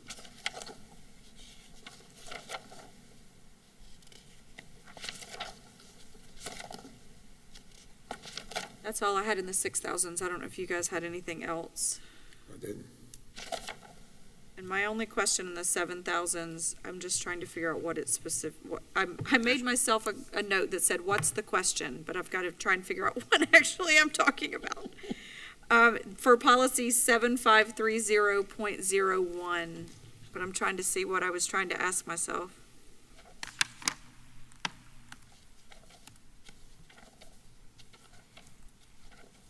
That's board-owned wireless communication devices. Right, I Page think. 487 in the book. Well, at the very top, where you have coded it, you have in capital letters, need to see if they want to switch to replacement, at the very, very top. Keep moving up. Need to see if they want to switch to replacement policy. I think that was my question that I was asking myself, because, Right, what's the replacement policy? yeah, is there something else we need to be considering when we're looking at this? Because I don't think the replacement policy is a part of this. It would just mean that staff would have to start over Oh, instead of just adding this. Speaking to the mic. Oh. Right, so if we want to start from scratch, we can. And do you want to start so So want basically, to create a new policy, you have that option. Otherwise, you can make this minor edit and be here. So I don't know that we need to create a new policy. I just was curious to know what that thought was of the replacement policy. So I see what you're saying. When the word replacement was put there, I wasn't considering an actual replacement policy, like a policy to replace this one. I was thinking of a cell phone replacement policy, because this is talking about no. wireless. That was what my question was, because we're talking about wireless communication. So I was thinking of a cell phone replacement policy. to replace. right, and no, sorry, this was an internal note Okay, for us to got it. find out, is this you still fine with this policy, or is there, as with the minor amendment, or you always have the option to Create our own. create our own, and this would be one that because the terms that are used in here, wireless communication devices, and a lot of this is stuff that although NEOLA has accepted it, we've added in. So if we want to sort of go any further out on our own and just do something completely different, we can, but that's, otherwise this is the policy that's in place now with the amendments that they've proposed, so. Okay. Just because of the nature of it being wireless communication devices, it made me think we were going to actually put in a policy to replace those. No, ma'am. And that was. That was never even Perfect. part of my contemplation. Understood. I just was trying to go where your thought process was. So those are all the questions that I had. I certainly have the asterisks beside all the policies from my list that have now been added to yours. And Okay, and there are no others under 7,000 that were ones which I would anticipate need staff input or edit, or don't call for it. And so if anyone else has anything within the 7,000s. Mr. Bryan? Good. Superintendent? No, thank you, sir. All right. 8,000, operations. Okay, and this is with the exception of 8,500, which is food service program, which has some decisions to be made, and 8,510 wellness, same thing, to choose from what we're doing and then submit that to the board. So other than that, for the 8,000s, these deal with everything from interlocal agreements to public records and student records, emergency management, preparedness, Good on these. a lot of stuff. But we've, most of this is stuff that we sort of routinely, it's clearly rule-based. We have gone to great length to make sure that these are statutory fixes in adopting these initially a few months ago. So I wouldn't, again, anticipate that there's a whole lot here unless there's been a shift in our proposed direction on any one of these, in which case it could involve a lot of discussion with operations as to how to change those. Chair, Yes, ma'am. thanks. I do have a question, Attorney Powers. Yes, ma'am. Speaking of interlocal agreements, we know that we are going down the road of interlocal agreement and updating our ILA. So at some point, where would that fit in with this particular section? Let me double check, but I think it's just a matter of that this indicates how we can engage in an interlocal agreement. Okay, We're going to recess. We're going to recess for a few minutes. yes, sir. Technical difficulties. What's the problem, Mr. Christian? Broadcaster just went down. So Oh, did it? it's a computer, so it has to go through the, Rebooting all that Rebooting. stuff. Okay. so just a couple of minutes, we should be okay. All right. Sorry about that. Thank you, Superintendent, for that update. That's cool. So, I'm in the.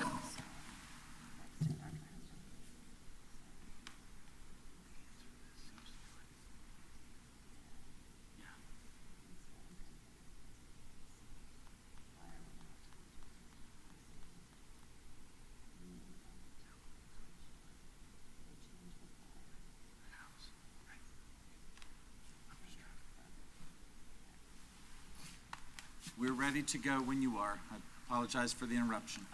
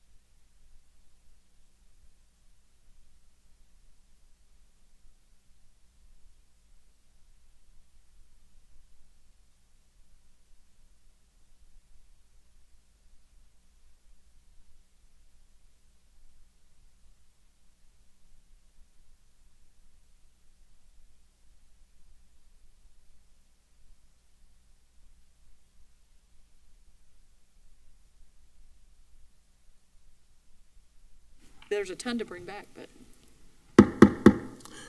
We're reconvening, continuing with our discussion on policy reviews. Yeah, the policy here on 8100 interlocal agreements, 8100, this policy is extremely statutorily driven as to how we can and cannot enter into interlocal agreements, or in what situations we should, must, and can. Now, anything about the details of how we are that is not statutory would be a matter of procedure. But the only update within this particular policy is what you see in the very bottom in green, and that's limiting creation of charter schools. An interlocal agreement entered into by the district or for the development of only its own district schools, including provisions relating to the extension of infrastructure, may be used by charter schools. But as to all of our discussion regarding one interlocal agreement that we have been discussing most recently, I don't see anything in here that specifically gives us any alterations or change in how we need to.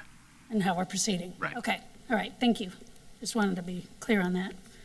And just for clarification's purposes, although we're referring largely to the ILA, the interlocal agreement that we've been dealing with most recently, in that concurrency discussion, when we talked about the possibility that we may enter into discussions with, or even agreements with, other school boards to help us to achieve our own, that would also require an interlocal agreement if we were going to be doing that, just so that we can formally communicate with one another as to our teamwork on the plan. So if that were to happen, we'd do that. Thank you.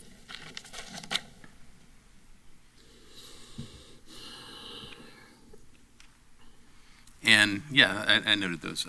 Ms. Brown was just informing we do have two policies within the 8,000s that are be coming back, and in case I did not indicate what those were, that's 8,500, the food service program, and 8,510 wellness. So Yes, you did state those are that. ones we're not You did not state that. addressing right now. You did state that. Are there any others, Ms. Campbell? not in the 8,000s. The only other question I had was in policy 9,800. It does look like there's several things in there as well that need to come back to us, and I did not hear that being one that was mentioned. I did not mention that one, and let me see why. As to charter schools, page 568 in our board.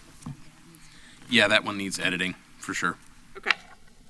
And that's one that is going to require staff input. Right. And so as to that particular policy, and to restate that again, that is policy 9800 as to charter schools.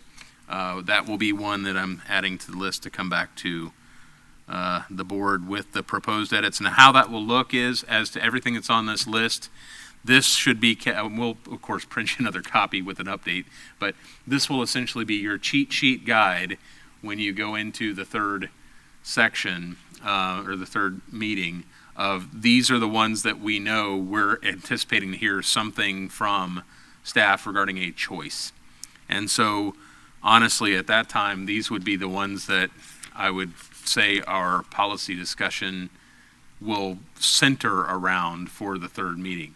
So the purpose of the first two meetings is essentially to get to this, and then to give you, for us to work with staff on getting all of, us in the legal department to work with staff on getting all of these edits available for you to review at the work session and then recommend adoption. And that's why that last work session, because of the fact that each of these policies need to be addressed, may be longer than our typical. So, anything else on 8,000s or 9,000s? Just a question on that, Mr. Brown. date on that work session? December 5th. Okay. Thank you. Let me double check and make sure, was that the date? Because I dropped my That'll be calendar. the new December board. 5th. Yeah. And that's regarding the rulemaking and development time. But then the final adoption of these, after that, final adoption will be noticed for a 28-day period after a meeting in which we can announce it. And we have a meeting in which we can announce it on December 13th. And then 28 days from the 13th, it can be adopted, or the next meeting after that. Look at 9150. Let's make a question. 9150, school visitors. While he's looking that up, Chair, I just want to make the comment, I think that's extremely wise with the new board members coming in on December 5th with that work session. I think that's extremely wise to have that input. Yes. A member of the legislature may visit any public school in the legislative district of the member. Way the boundaries are drawn now, we've allowed legislative members to go to any school in the district. It should be. But this is just, the way this is saying is that they may visit any in the and just in their district. Right. So, yeah, the point is that there are districts, and so what your statement is, and I concur with this, is that Marion County, which is our overall district, may be divided by a district, a congressional district, for example. And so we would not want to discourage any member of the legislature from visiting, even if their section of the district really only includes one of our high schools, for example. Right. We'd still want for them to be able to be welcome at any Marion County public school. Now, by policy, this is, and I'll check the statutory update here in just a second, but by policy, it's saying here that a member of the legislature may visit any public school in the legislative district of the member. Of course they may. Now, this doesn't have an exclusionary principle which says that we are going to exclude, Okay. but it could be read in such a way. So I will just make sure that the language of this particular item's change is not anything which needs any additional tweaking. This is permissive, it allows it, it's not exclusionary, so it doesn't. I just don't want the wrong person to read it and interpret it that this is not your district, you shouldn't be here. Right. And the same thing with the way that heading is of that section. Thanks for pointing this out, Chair, because it just specifically says visitation by board members. And so I think because it now expands to legislators, it needs to include visitation by board members and elected officials, yeah. Visitation by elected. Of course, then that does open it up to any other elected. Yeah, I would encourage not doing that because there are specific reasons why we don't have to engage in a a Jessica Lunsford Act analysis on legislators or school board members because they're presumed to have received level 2 background screening and all that stuff, but that mostly is true, but may not be true of every single elected person who could be called an elected official. I got you. Yeah, because there's some that are. So visitation by board members and legislators? Senate Bill 758 revised Florida Statute 1001.4205, individuals authorized to visit schools. So that particular statute number is one that is going to be relevant here. If you want to pull that up, Terry, if you can.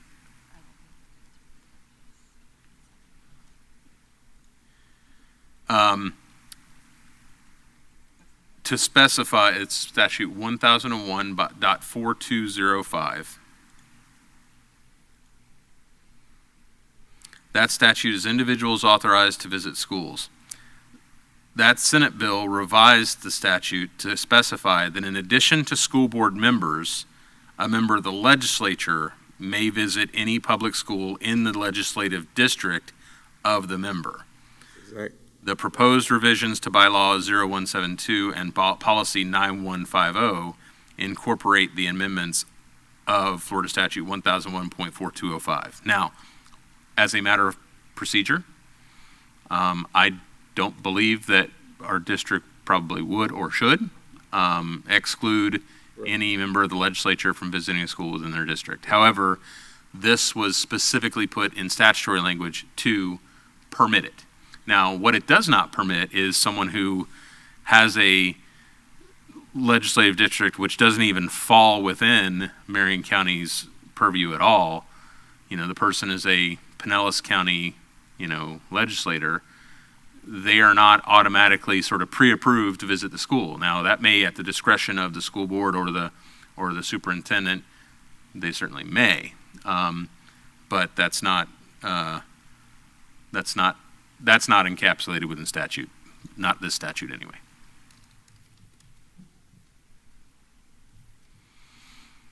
I got you.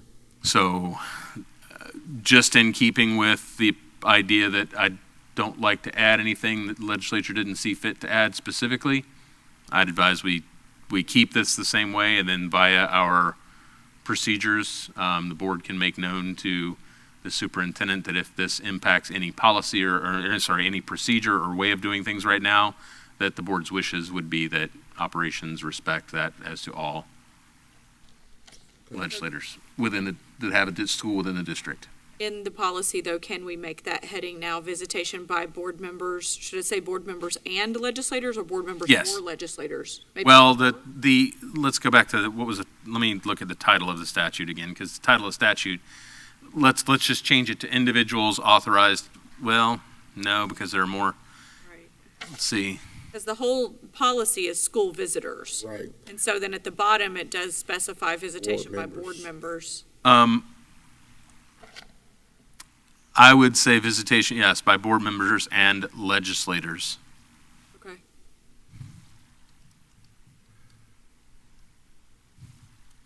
Yeah. And here specifically, it's because the legislators are not required to give prior notice of the visit. Thus, if somebody is a legislator from someplace in Georgia or Leon County, they aren't necessarily authorized to just drop in and demand that they have immediate access to the school. Not that anyone would, but that's if they do have a school within the district, though, then they are permitted. Next paragraph. Board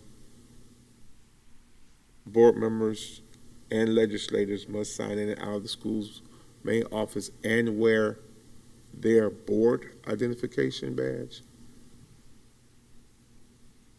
Legislators wouldn't have a board identification badge. Where's, yeah, at Very next the paragraph. time they would get in, it's the sticker. Sticker. Yeah, we get, if you go in as a parent volunteer. So, let's see. The word board should be removed, though, because that would be. Identification badge, well, board identification badge, not necessarily legislature identification badge. If you have a board identification badge, it already went through us. Correct. If you do not, but you have a legislative ID, you'll still be required essentially to go check in at the front desk like a parent would, and you get a sticker. And the sticker then shows that we've checked you in. Is that sticker considered board identification? No, you as a board That's just member, considered our board identification. right.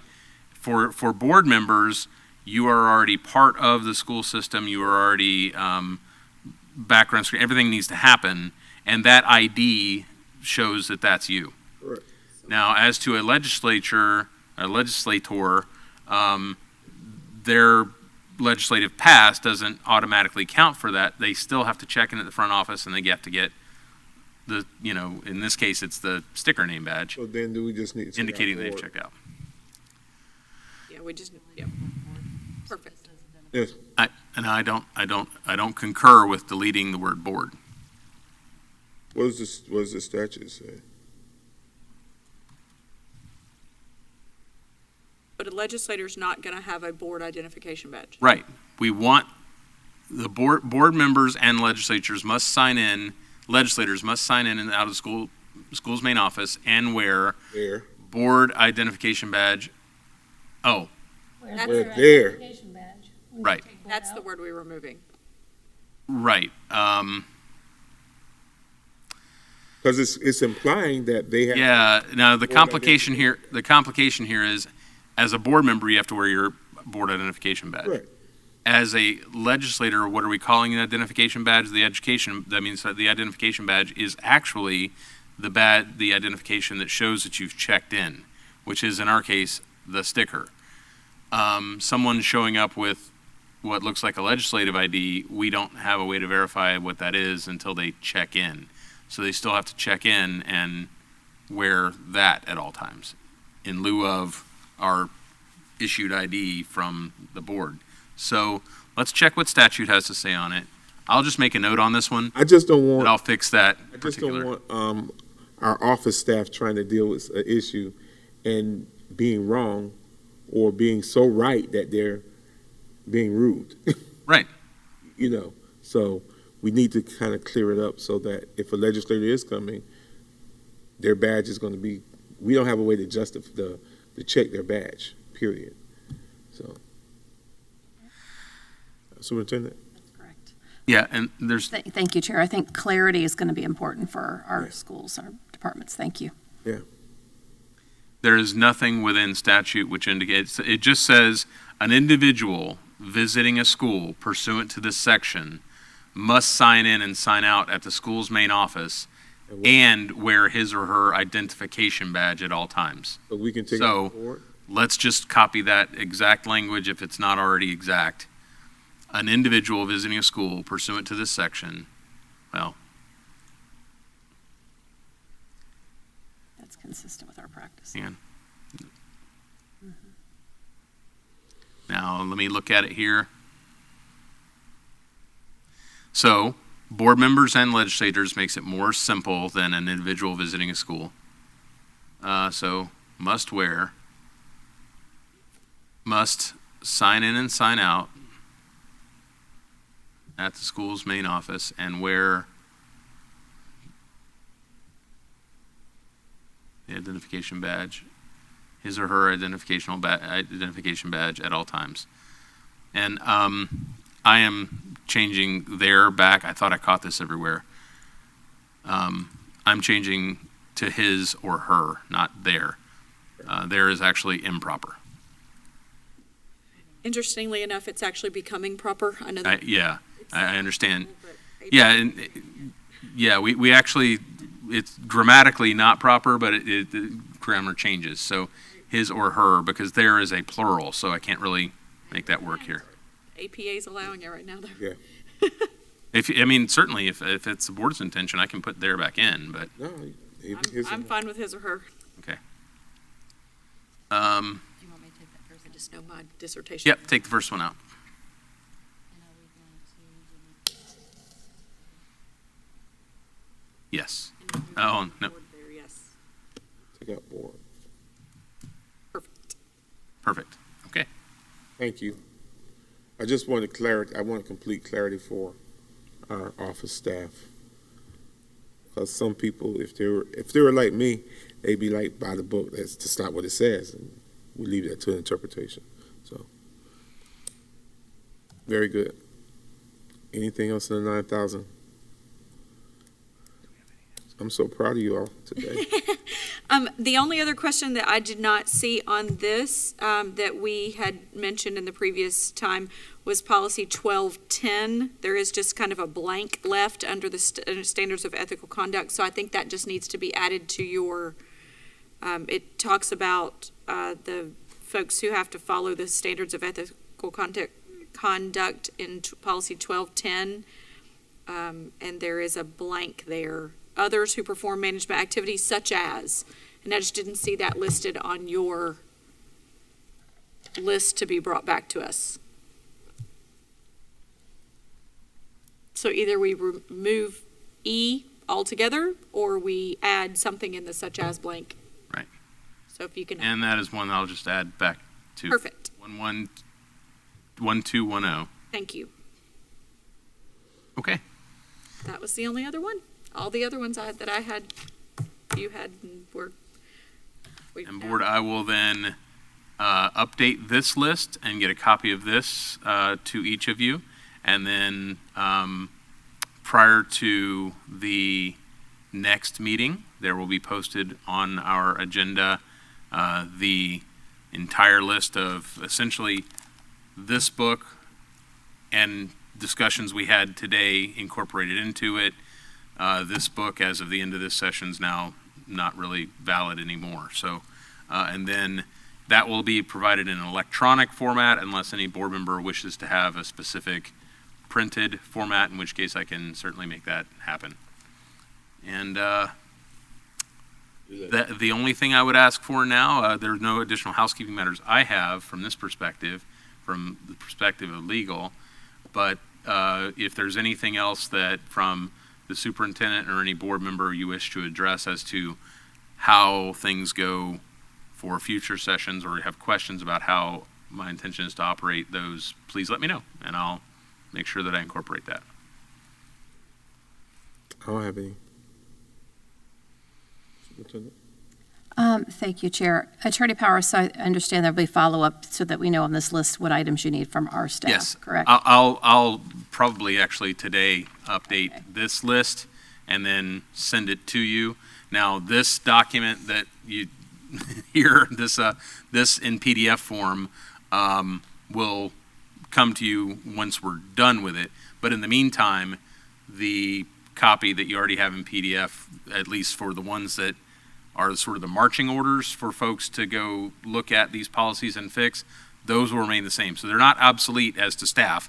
They're obsolete for this board. I'm keeping the board as the more, they've got all of the updates to right now, and then we will keep adding to that list and maintain. If I wasn't clear there, what I mean is all of these sections right here, this is a list. Some of these have already been provided to us. They just haven't been provided to the board yet because we haven't addressed them yet. We'll address them at the final one. So I'll give you this list, and then you and I can communicate if there's any one of these which doesn't have entries or edits yet. Those are the ones that we'll need to get as soon as we can. Thank so that you. we can incorporate them. Thank you, Attorney Powers. Thank you. Thank you. Mr. Davis, you got anything? No, sir. Superintendent? No, thank you, sir. Terry? Attorney Powers? No, sir. Mr. Browning? Yeah, just very quickly, I'd like to emphasize what I think is the need, and I'll try to pull together a short draft on improving the clarity of policy in a tighter, smaller volume to operate with going forward. Just for the advice of the board, I won't be on the board, and it's so easy to catch state law, federal law, and like we just dealt with at our last meeting with Safe Schools, for example, short chain of command, short, quick policy. We can be so much more effective that way. And then finally, to really emphasize the idea of changing times that we brought up in the meeting, and that is newspapers are changing. And so I would like to just emphasize that for the district going forward, to keep those multiple options open, as was suggested by the board. Thank you. Thank you. Ms. Thor? Great, direct, productive work session this morning. Thank you, ma'am. Vice Chair? I'm good. See y'all tomorrow night at the board meeting. I have no comments. Meeting is adjourned at adjourned at 11:43 a.m. Thank you, Kevin.